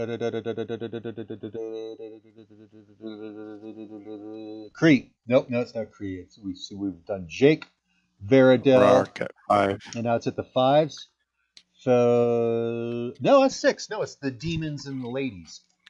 Oh, right. Sorry, Jay. You're at the top. Yeah, I'm in the top 2. Okay, I get some. Kree, you are attacked, and Isabel hits armor class 18. Yeah, that's a hit. Okay. Yeah, that's 13. For 3 points of damage, Okay. and roll a saving throw versus breath weapon. Jeez. Versus breath weapon. That's a tough one. That's the worst. Okay. Nope. Okay. Your experience points. Uh-oh.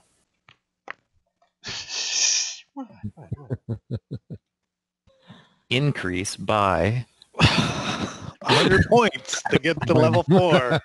Okay, die. Sorry, It's we're running only the if game you, for you, it's Jay. only if you take 6 or more points of damage. Oh, only 6 or more. Yeah, you only Okay. took 3. I can't do it to you. Okay. It's Okay, it's only half. Half experience. okay. So I'll get 50.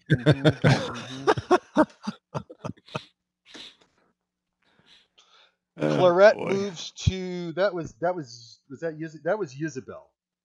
Claret moves to attack the demon and hits.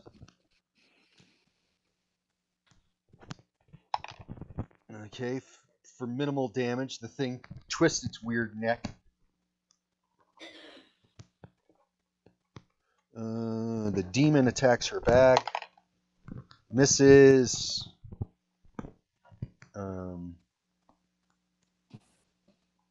Roxanda makes an attack. Hits.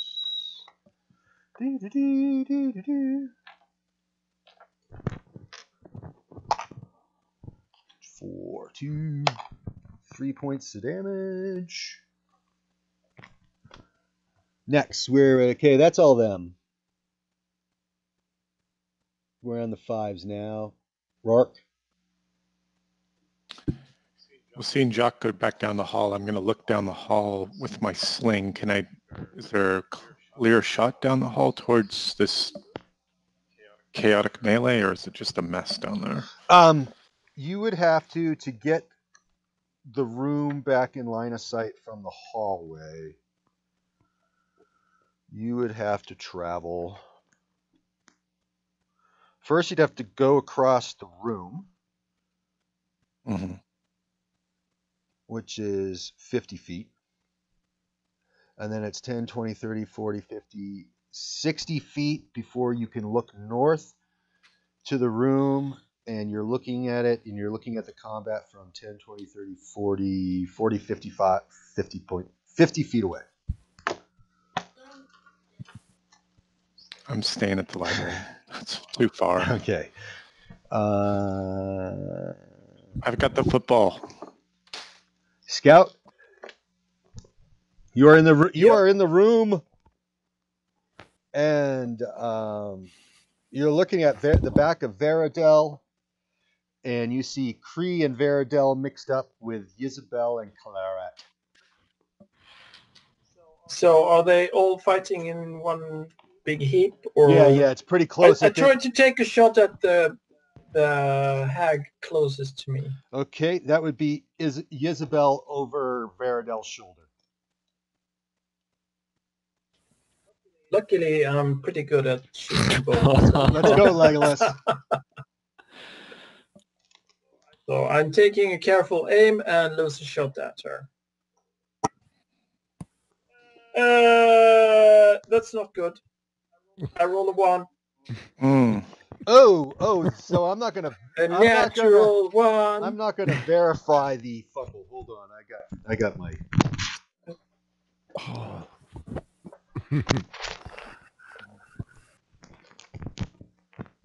Scout, roll a D100. You are just experiencing your first fumble of the game. Yay! Someone's got to be first, right? Mm-hmm. So I rolled 87.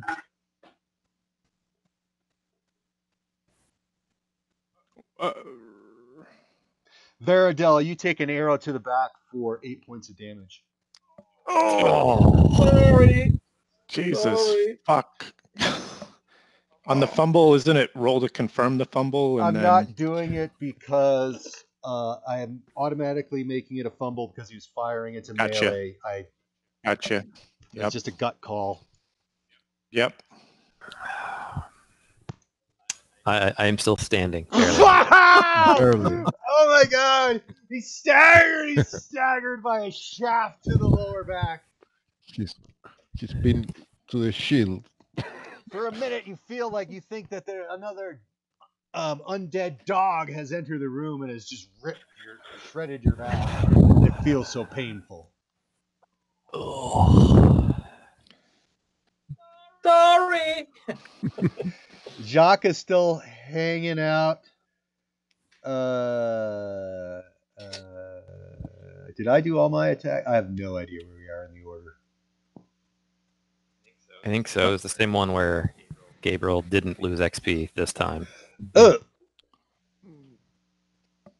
Okay, we gotta. No, We gotta start this. No, it's Rourke on 5 and Cree on 4. You just did. Oh, so it's you, Anders. Cree. It's you. No, it's Rourke. Rourke's not going anywhere. Yeah, he passed. He decided he was like, no. Okay, so it's me. Okay, Sorry, you're far away. I keep swinging my dagger at the Jezebel? creature. Or it's... 17 on the dice. That's a hit. Okay, this is Claret. You got to attack Claret. She's engaging you. You can no longer do that backstab on Jezebel. Mm-hmm. Just so you know. So, What's your... Claret I thought she swung at the demon this last round. Yeah, she was at No, the that's demon. Roxanda. Okay. Now that makes it... Okay. 3 damage. She turned around. Got it.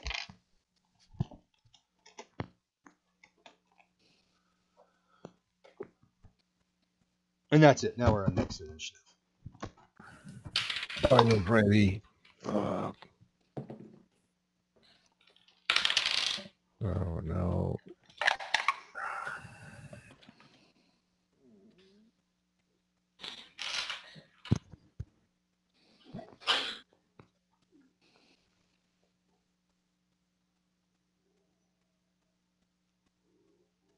Jacques, you are not doing anything, correct? Oh no. I'm gonna crawl out and grab a chair and throw it at a window and break it. And if it breaks, I'm gonna try and slowly crawl my way down. Okay. Roll open doors check with you. It's probably just 1 out of 6. A 2.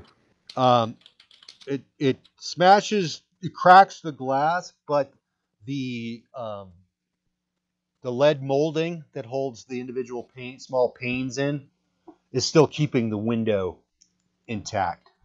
Kind of like a broken windshield. It's like twisted and then the whatever. The glazing. Use my hammer. The lead glazing is holding it intact. Okay. Well, if I can't continue working on the window, I guess that's me. Okay. So now it's the demon and the ghouls. Demon and ghoul for Roxanda and the demon. And the demon fucking pummels her.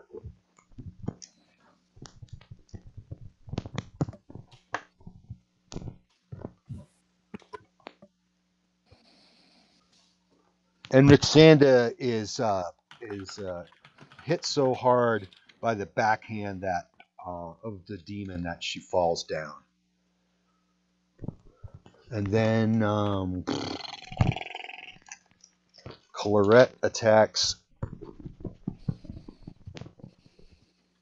Cree, and total for 6. I think that's going to be a miss. Yeah.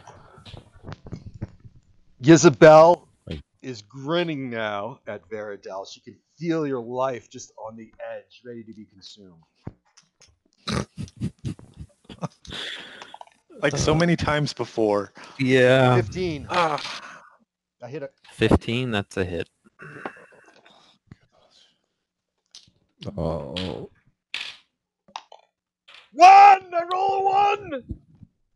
Wow. I am still up with 1 hit point. Wow. Yeah. She goes, I'm going to rip off from Harry Potter. I want to see the lights go out in your eyes. And it's a desperate situation. I need not say anymore. 4, so it's... Veridel and Kree. Go. Veridel and Kree, the heroes, standing ground. Oh no, and Onder. Oh, Yeah. you punished poor Veridel. Yeah, I think Yeah. Anders was last. He rolled after we all Yeah. tallied up. No, he shot you in the Yeah, I back think with an I- arrow. That was Oh, last that's- round. That was last. Okay. It was, yeah, so it's a new round, but I rolled very late, so it's cool. I'm a little shocked at shooting my buddy back, so do I have a clear shot at anything else here? No. No. Nope. You would have The to hit a target. You got to go to melee. I'm very sucky at melee, unfortunately. One of those, one of the hags got knocked to the ground, didn't she? Yep. Is she? Yeah. Okay. There's a juicy target. Prone to the right of the demon in the combat. There you go. She's Yeah, trying to so get to her I'll knees too. I'll go for her. You got to hit an armor class 14. 17 plus 5. That's a good hit. Roll damage. 8! Boom! Take Nice. that! Headshot. The thing slumps like a zombie in What? The Walking Dead. You hit the head and it's over. Boom. Lights out. Kree, Veridel. Okay. Yeah, you go ahead. Die already, wretched thing. Wow, that's a 11 on the dice. I don't think it hits. 11 on the dice. And you got your bonuses. Yeah, her. No, Clarette's armor class is 17. Okay. They're all different. Each one of these things has a different armor class. All right, so I'm hurt badly. What I'd like to do with Isabel, like kind of trying to reach like on my shield, can I use that as leverage and basically let her have the shield and like push off of her and then run is what I'd like to do. Yes, and you got Fighting withdrawal kind of thing. and you need to. Her armor class is 12, so that's your 12 or greater to pull it off. All right. Cool. I rolled a 1. Fucking A. So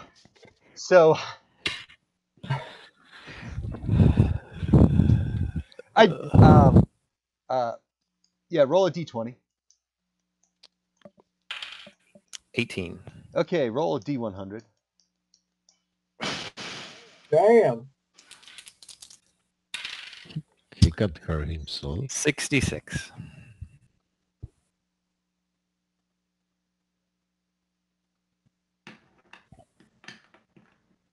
Okay, she laughs when you try to do that.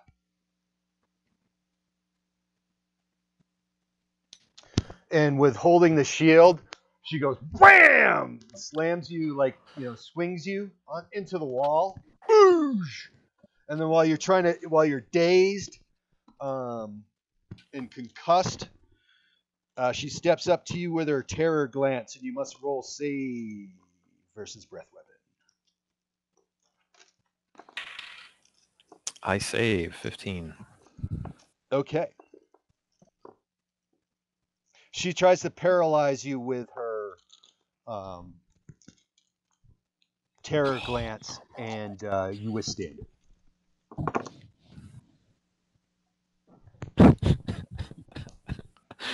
Next round, that's it. Seen it all. Unless anyone, Seen it all before. I think that's it. Unless So anyone else has got something. So he's paralyzed? No, he saved. Oh.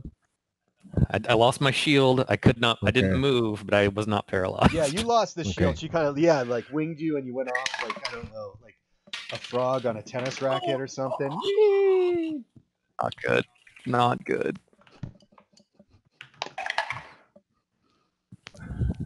So guys, I have to leave now because I have kids to pick up, sadly. So I will remain at the door to fire arrows, and yeah. Okay. So I hope you have a good time. Good to meet you, Anders. And see you. Yeah, the same. Very good. To all of Anders, you. great game today. Sorry, Stu. No, it's all right. Stu, could I get That an happened. in-game real-time check? What time is it? So, 11:12 Eastern. So. So it's 10? 10 Mountain Time? It's 10 you're 2 Central. behind, right? I so think take it's, care, everyone. Okay. Bye. See you No. on the Bye. Yeah. I So think it's 9 Mountain. 2 behind. How do time zones make work? me get out of my chair. I'm 10:15 Central. Okay, it's 9:15. 9:15. Okay, perfect, perfect. No, I thought I had no idea of the time. It just seemed to be flying by. Good, good. We got a lot of game. Just making sure. Because I was just thinking of the scout, what I got to do to handle him. So everyone finish rolling your initiative, please. I've got Veridel and Jacques and the creatures. And Rark's at 2. Gree's at 2. Jacques, you were up. The hammer of Dryfith. I'm going to take it and start bashing out the lead molding of the window. One hit and it's out. Yeah. Can I begin descending carefully because I'm feeling pretty sick? Yep. All right.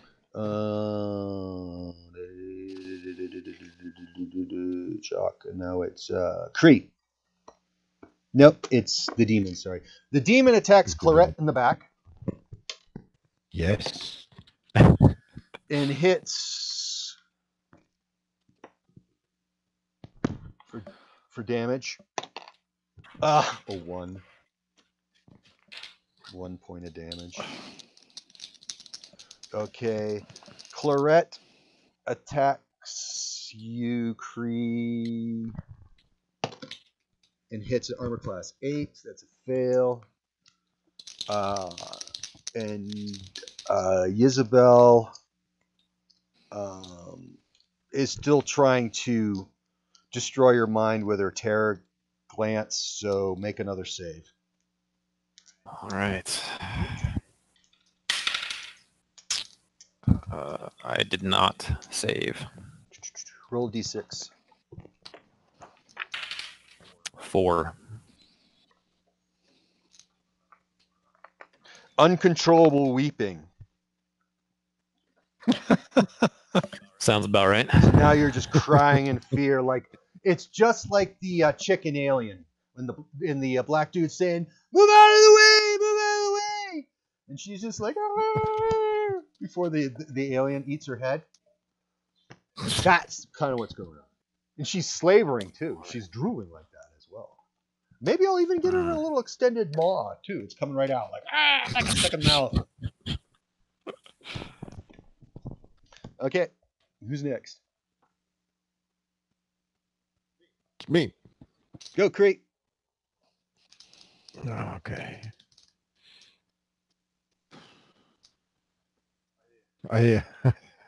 I'm attacking Claret, right? Repeat that, please. I'm attacking Claret. Yes. Yes. Okay. So I'd say there's a demon behind you. She turns around. Roll a reaction roll. Natural 20. Yeah! Oh, yes. Beautiful, beautiful. And what are you stabbing her with a dagger? Yes. With the magic dagger or the With the fancy dagger. Yep. And hold on, let me give you. I think I can give you something for this.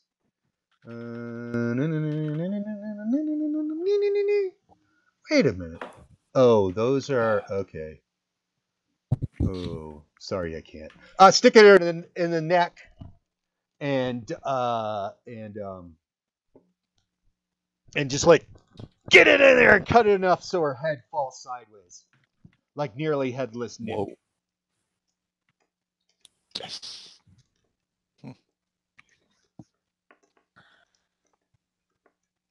And that drops her, Jay. Yes, it does. Nice. That's how it is done, Demon.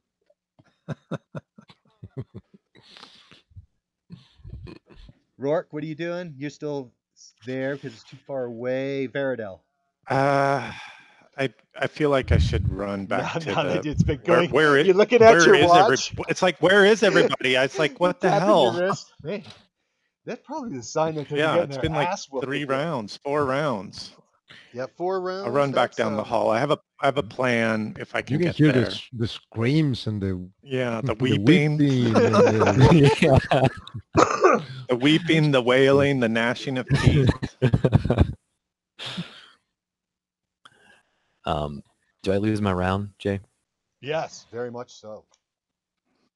We roll initiative again. Okay. All right, come on, I gotta get at the top here. Oops. Christ.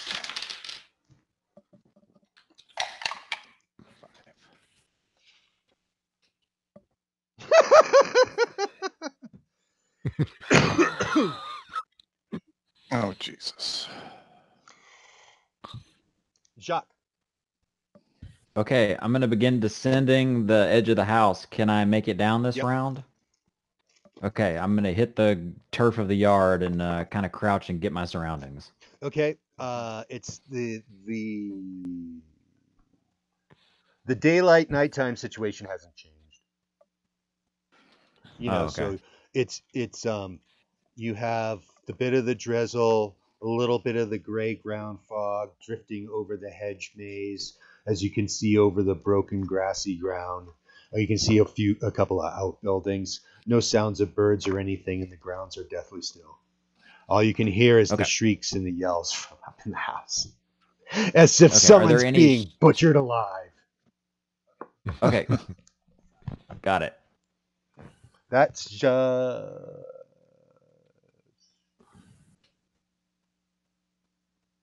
Cree. It's me. I rolled 6. Okay. So Isabel is the only one left standing. Is the only one. Like she's over Vardel. Yep. She seems to be pretty intent. Like she's locked on to this is her prey and this is what she will devour today to sustain her undead hunger. I'm gonna the fetid breath, the backstab weeping, the screaming, the throwing of the head back and forth. Ah! Oh, come on! No. No luck. Damn. You miss. Now roll. It's a 3. No. It's a +1 plus the backstab. That's 8. Yeah, armor class 12. Yeah. So I'm going to, I think I'm next. I'm going to cast Prismatic Spray from the scroll. What could go wrong? Yep, and with the focus on Isabel, the hag that's about to devour Veridel. Okay. I don't think the prismatic spray in play. Isn't it Jack Rune's excellent prismatic spray? Yes, yes, yep.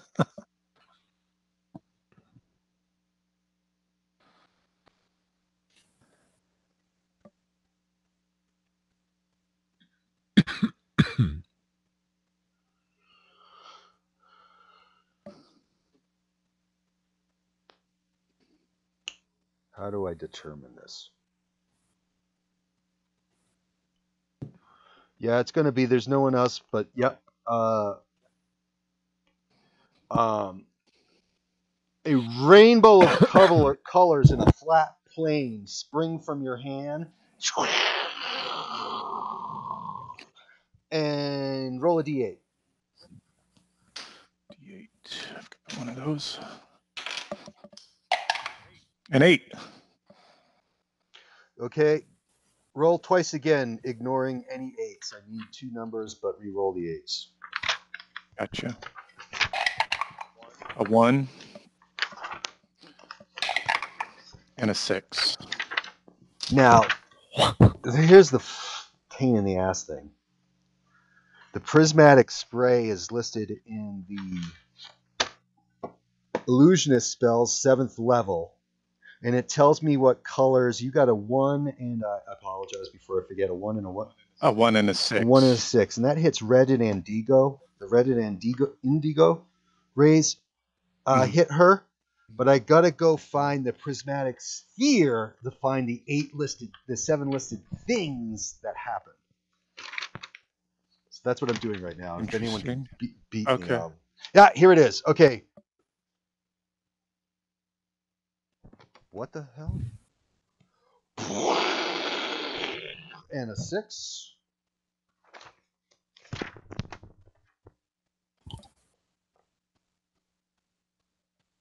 Yep.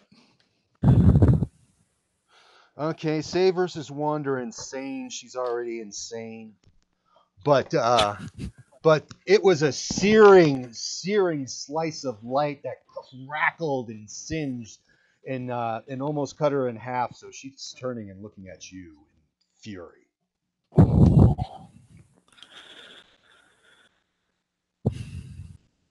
That'll get her attention. Yep, and It's your turn. yep. Okay. The demon and her. The demon attack. Isabel attacks Rourke. Oh, that's a 12-sided dice. That's not going to work. You could roll that one. My armor class is my armor class is 13. I'm fine. I get a 19. Shit. Fuck.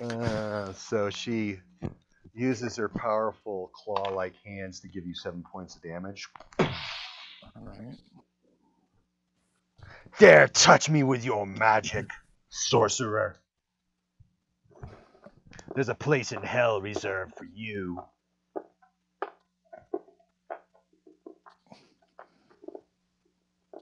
And then the demon attacks Claret. This fucking demon. I thought Claret was dead from the knife wound. Oh yeah, that's right. K and I. What's she got left to attack then? Isabel. Isabel, as she goes. Is she the last? Fast. Is she the last one standing? Yeah. So Isabel? the demon leaps at Isabel and hits, and fucking bites her in half. And the dead flesh pieces scatter on the floor and just like a pulpy mess, like BAM! Impacted the jaws because she kind of shattered her like a grenade. So there's pieces of undead flesh all over the room. You gotta wipe it off. You're done weeping. You're not weeping anymore. There we go. All right.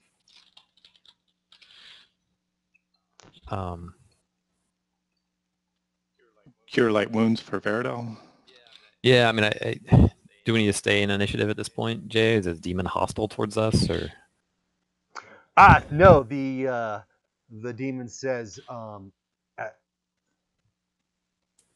your wish, as it such was my command, and now I've completed my task. I shall be going now. The demon. Yeah, I'm not gonna. Yeah, it would be better. It would be best if he left now. It goes. It's like, Please go. Just saying things like, "I've completed the pact. I am free to go. Finally leave this horrid plane with these fleshy beasts," and then slowly fades into a swirl. Shh, pop, gone. Oh man. All right, cure light wounds, Veridel, before you Thank die. you. Please. 4 points, it looks like. All right. All right. Back at half at least. That's good. All right, let's get the hell out of here. Through the library window. We've got the books. Okay. Yeah. Yep.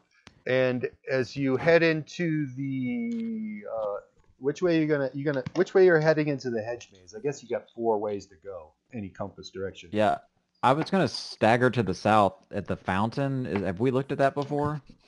Yeah, because you walked by it. Okay. Because that's in the front of the house. You walked by that when you guys came in. Yeah, I'm gonna go get some. Is there water in it?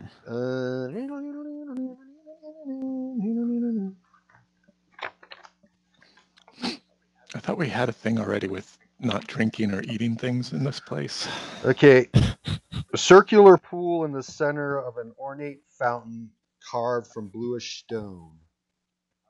All right. While they're climbing down, I'm gonna be splashing some of that water on my The wounds. pool once contained water that has long since dried up, leaving behind only a thin layer of sediment and dead leaves.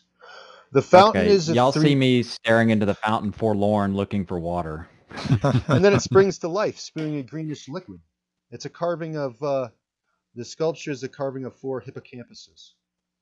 And as you're looking the hippocampus. And as you're looking forlornly at the dried leaves and going, oh, there's nothing, a greenish liquid pours from the mouths of the hippocampus, and it starts filling up the pool. The liquid looks as if it was water thick with algae. I'm gonna run away. Okay. Okay. It's your call. Yeah, I'm moving back towards the smithy. So, anyways, the smithy. Okay, that's west. So you're walking west, past the fountain, past the front gate. Where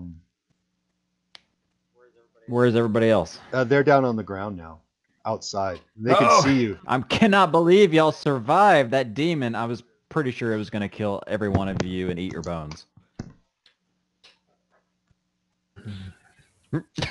What's the hags that were the... Yeah, I don't even know what to say.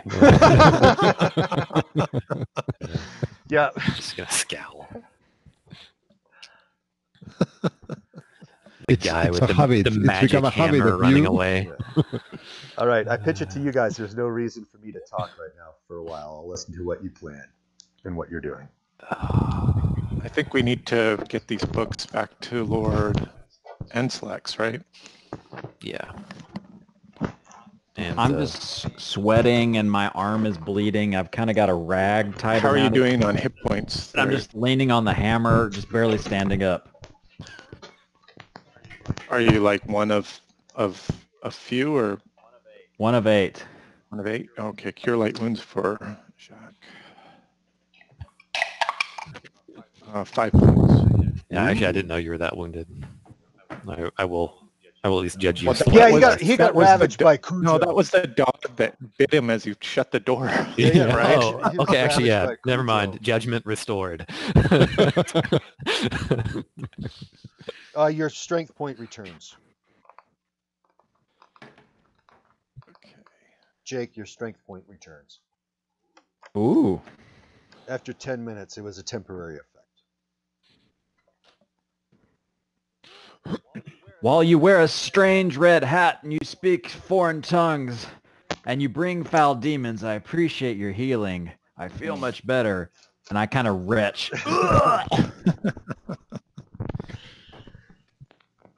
There seems to be fresh water over there in the fountain. I wasn't brave enough to drink it.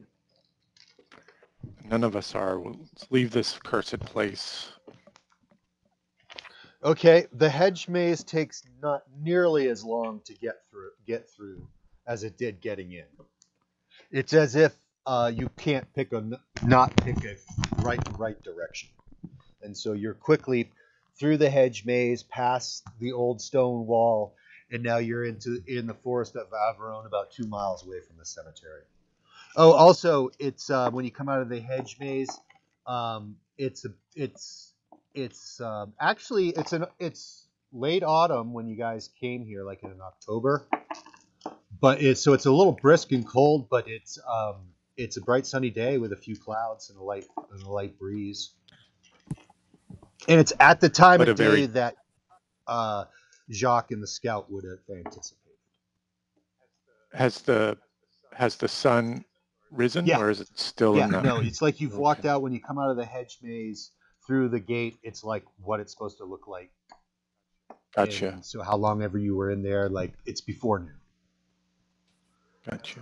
And Okay. didn't Lord Ansulex take us like to a hunting cabin or something when we Cemetery. first? It was the Yeah, cemetery there was where we first Yeah. met him. Well, that's not where he met you. That's where he took you. He met you by the side of the road, Right. and then he took you because it was Right. a place to keep dry. Right. The ruined mausoleum had some roof left that they gave you a dry Well, place. I'd say we head back to the cemetery. I mean, that's one place that we know. I mean, Ansulex left us, right? I mean, he'd said, "Go get my books," You didn't and see him leave. He just wasn't there in the morning. he wasn't present in the morning. Gotcha. If he really is that powerful, maybe he knows Right. that something might have changed at the house if Isabel fell. He wasn't there, and obviously you were in some kind of magical twilight. Would be the two things I would say. Okay. Does anybody have the map of Averon? Because this ranger's been getting lost for a month walking around this place. He's supposed to be from here. Lord Ansulex is his horse is tied off in a wire, a metal piece of low fencing by some tottering tombstones, and he's just brewing tea, and he's sitting and he's leaning against the floor of the mausoleum, the ruins, what's left. And so his tea set is kind of like at shoulder level or a little lower. Mm-hmm. He offers a cup of tea for the returning victorious heroes. I'll imbibe in a cup of tea. At least it's boiled water. And what does this guy look like? He looks well dressed. He looks like he's dressed like a lord and a gentleman in fine tailored rugged outdoors clothes, like riding. And I've never seen him before, right? He has long straight black hair. His skin is a little pale. Though he's always feels and active like he's well rested, his eyes are red rimmed like he hasn't slept in ages. He probably hasn't. And his clothing's black or dark, isn't it? Yeah. He's I got a seem to flash remember of from when we met him. flash of maroon on his vest or sash underneath his vestments or coat, and then which has a cloak over it. But now, since it's daylight, his sleeves are rolled up and his cloak is over his saddle of the horse. Mm-hmm. And the tea has a rich vanilla smell to it. Vanilla and lavender. Well, we've recovered those books you asked us to fetch from the library, and the tenants have been evicted. Though I'm sad to say that when we pierced the veil of the sanctum on the second story, we found a bound demon and a long dead corpse. And Ansulex raises his eye and goes, And I set the books down, say, what's so important about these anyway? It's kind of flipping the cover and maybe trying to catch a peek. Yeah, you've already examined them, so I gave you what you think they are. He goes, that's none of your concern. The deal has been struck. I've asked you to retrieve the books, and you would be free to go from my summoning spell. That was the deal. Was it not? Do Yes, this for me, and I send you. Go home. You had summoned us here to perform some errand for you, which we have performed, and yes, I would suggest now we have fulfilled our end of the bargain. Very good. Our end of the ritual. Very good. Our business is complete. You are free to go. And he starts packing up his tea set. Oh, were we not free to go before? What the? I know, it's like this very like implied, like, I'm such a powerful sorcerer, I summoned you here. Oh, so as he's packing up, he explains the summoning ritual. The summoning ritual promises to bring me aid that I need, and then upon achieving the goal, you'll come with what I need, and upon achieving your goal, you will be released, and you will go back from where you came from. That's the spell. Mm-hmm. And he continues packing up, and he goes, I'm sure, quite shortly, you will find yourself where you're supposed to be. That's how the spell works. That's how magic works. I don't know how you're getting back. The spell does the work. Right. And now he's taking his kit and he's walking towards his horse, and he's putting the books in the saddlebags. And he goes, could you give me your names? Because such fine and doughty heroes that have achieved such an amazing feat will want to be toasted to in the nearest tavern tonight when I raise my glass to your success. And so he's basically asking your names. I'm not telling him my name. So you're grousing. Yeah. Oh, sir, I am the coward Jake. These are my good friends. So we have Rourke, Bree, and the man with the arrow in his back. I never got his name. Oh, and of course, my good companion Labatard. And he doesn't wear a hat, but he does give that, like, the sweeping bow from his saddle as he climbs up the horse, and he goes, yeah, he goes, he'll praise your name, and just it considers you whatever benignly. I can't think of what I want to say, and he turns his horse and heads towards the forest. So assassinate. It's a black horse. He's got the black horse, the maroon livery. Now you can look closely on like the reins of the horse while he's talking to you and getting on. It has, strange visagism. Not the saddlery, but the reins, the lariats, whatever they call them, the hoops. Oh, don't forget, his name is Veridel. Oh, gosh. I'll slowly walk behind Jake. Okay, he's just trotting on a horse, so he's into the forest. So you're going to continue to pursue him?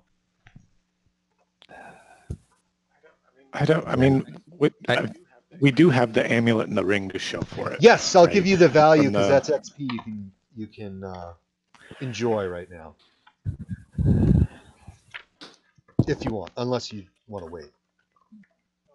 No, we'll take the XP. Yeah. I don't want to force you to, No, Maria's play. So I just shout, so we just wait here for the magic to work? Here, there, anywhere. It will happen. Pick a direction to go. I'm sure it will. Fate has bound you, and fate will deliver you. The gold amulet, is worth 1,500 gold. Mm. And the signet ring is worth 1,000. And okay, and that's XP that we can divide by 5, right? Yes. It's like 2,500 by 5 is 500 around. Yep. So there you go, Kree. Your next level. Roll your hit points.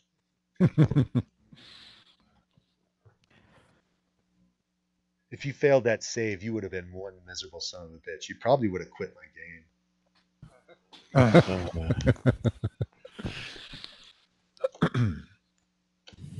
Listen, Our game. I'm You on would a have quit miserable our quest. game. I'm sorry. A dungeon master in his elected position. This is our game, not mine. I am on a miserable quest to slay the beast of Averon that's been plaguing the villagers up and down our fair country. And if destiny is what you're looking for, perhaps we should go on this miserable quest where we will surely all die. We've only suffered one casualty in your absence. But this is my suggestion. I don't think anything bad could possibly happen.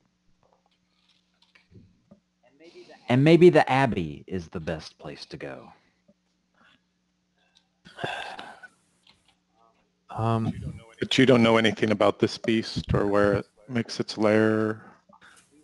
We were sent on a quest to get the Hammer of Jifrith to slay it. And I have the hammer. This is a self-motivated although quest. I am ill-equipped to use this hammer. You have taken this job duty upon yourself. No one said, "Hey, Ranger, go find this beast." You've heard the rumors. A self-imposed miserable quest. Trying to find some sort of, meaning to my pitiful peasant existence wandering these forests. And I thought my life was bad, but then I see the riffraff before me. So I'm glad you're here that we can go on this quest together.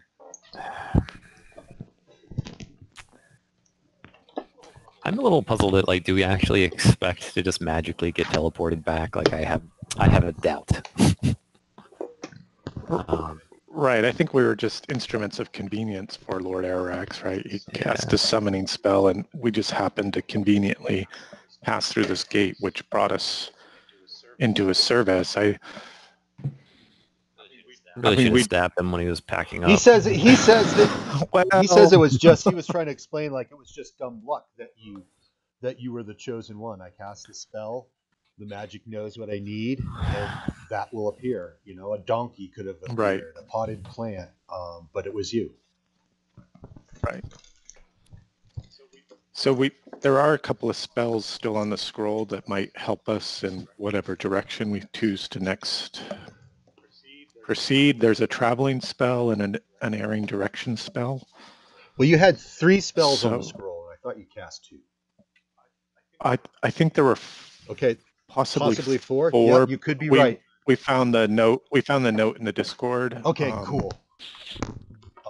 And they were described as unerring direction, traveling, prismatic spray, and phase, which I think was phase door. Mm-hmm. And we've cast 2 of them so far, phase door and prismatic spray. I think we still have an unerring direction and a traveling spell, but we don't know what they do or how they work. We don't know what the traveling spell does. Right. No, he said the phase door is a powerful traveling spell. Oh, that was the traveling spell. So you got so it's unerring direction. Gotcha. Just probably the way I captured it in the note, right? And if you know this because he was explaining it to you how it works, is if you can picture some place that you have been, the spell will give you the direction to get there. Right. And once again, this was all random, guys. I did not put this together, but it all neatly puts together in some form. Yeah, but that's the best way. That's the best way. I know. No, I'm psyched. It's so cool. It's so cool, man.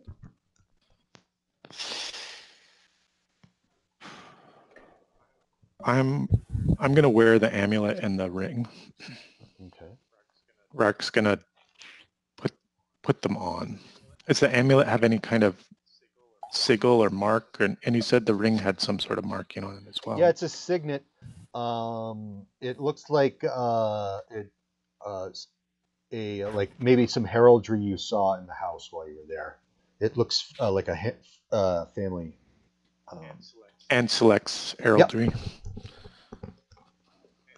And the amulet? The amulet is just quite beautiful.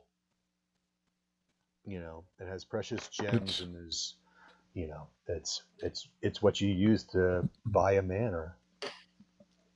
Mm-hmm. Kind of strange that he didn't claim. I didn't tell him about it either. Oh, okay. Well, maybe you now own the manor. because you have. I guess we could go back and explore the manor.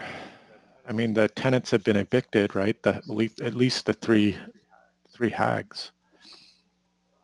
I cannot You aid heard you. something, I have right? not yet broken the barrier to step across the threshold of my ancestral home. I had to punt and go for these books.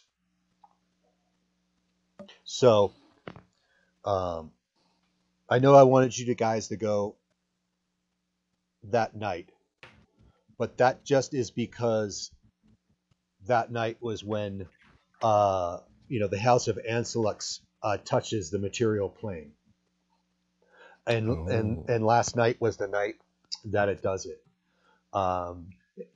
Kevin, we're still rocking. And so what was he saying? Hi, Kevin. He will have to go research and see where he can anticipate the house will appear next. Time and place. He had that picked for that night at this location. It would be present, and if he cast a spell, he would be able to.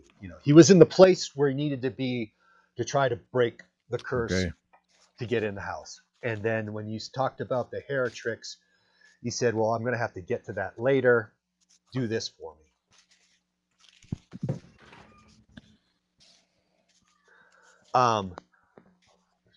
So if we were to go back to where the manor was, we shouldn't expect to find it there. You will see the crumbling ruin that you were looking at in the evening when he first showed it to you. So yes, that sprawling manor, if you went back there, would no longer be there. It would just be the ruins that any Averonian would be familiar with. Right.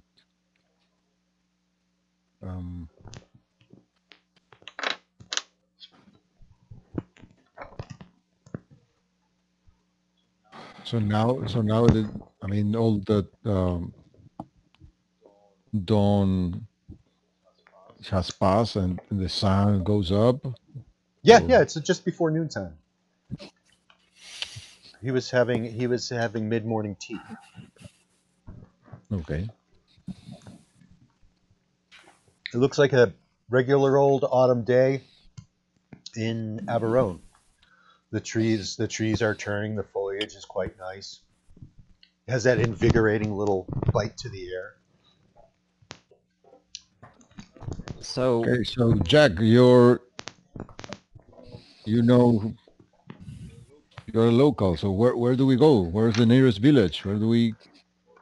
well, if we travel south to the road, we'll find Vion's, and then we can take a trail to the southwest to San Zenobi. That's not where the abbey and then is. farther That's south. not where the abbey is.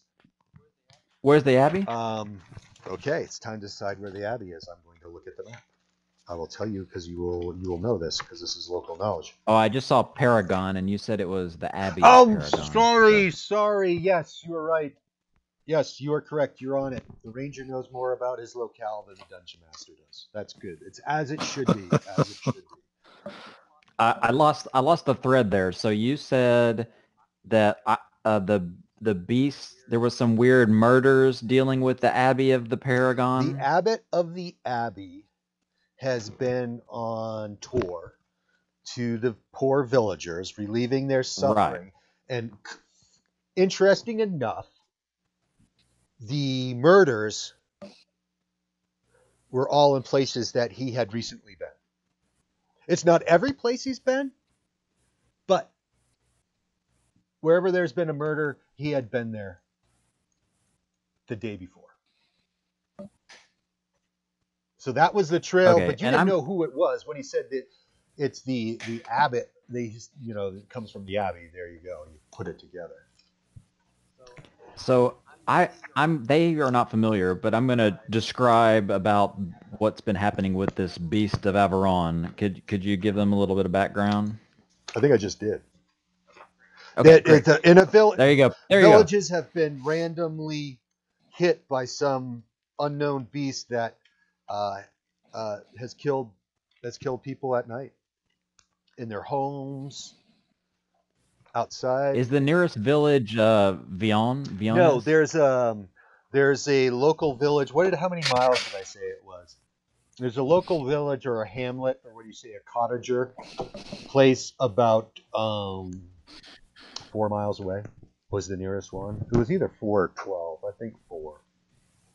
We'll split it. It's 8. It's 8 miles away. And it is to the northwest. It's basically the one you came from. So we found this weapon, the Hammer of Dryfirth. I don't know why I have it. Everyone knows I'm a coward, although I'm not nearly as weird or as ugly as the rest of you. Maybe we should go to the nearest village and see if there's been any murders recently or any clues about where the beast may have been. You all seem directionless. Kevin, you're with them now. They debouch on that dirt road that runs from the village towards Viones and skirts the ruins of Malnaboy, where they just were. Okay. Well, I don't think this is on.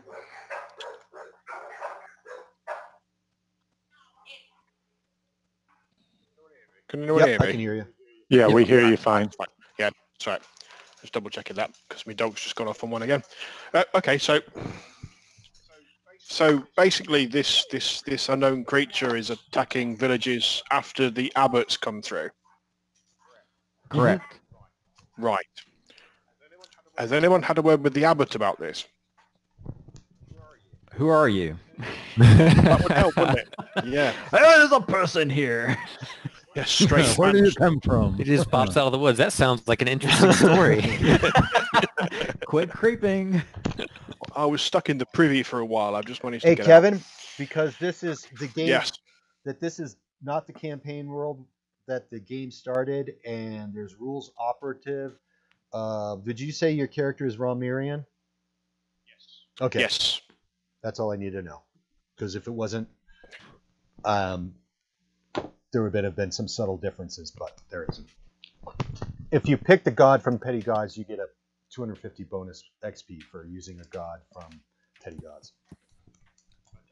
I don't have petty gods, so no, I didn't. Well, I'm trying to encourage people to use OSR stuff that are out there in the community. What can I do? I know, but My I don't even hands know are what tied. petty My gods hands are is. tied. Everyone else did. I think isn't I will look for it at some point, okay. but that's a nice little resource for some like lesser deities and demigods type of thing. It was published a few years ago. I think I don't know if it's free or not. It's worth looking at. I mean, it's if that's kind of your jam. But The Kevin, PDF may be what's your free. character's name in class? his name is Toth Marhelem, and he is a paladin. Oh wow, we could have used you. Yeah, I know. Anders did tell me about the demon dogs and stuff, and I thought I'll come in after that battle's finished. Very wise, very wise. I put a link on the chat. Is that the map that you're referring to?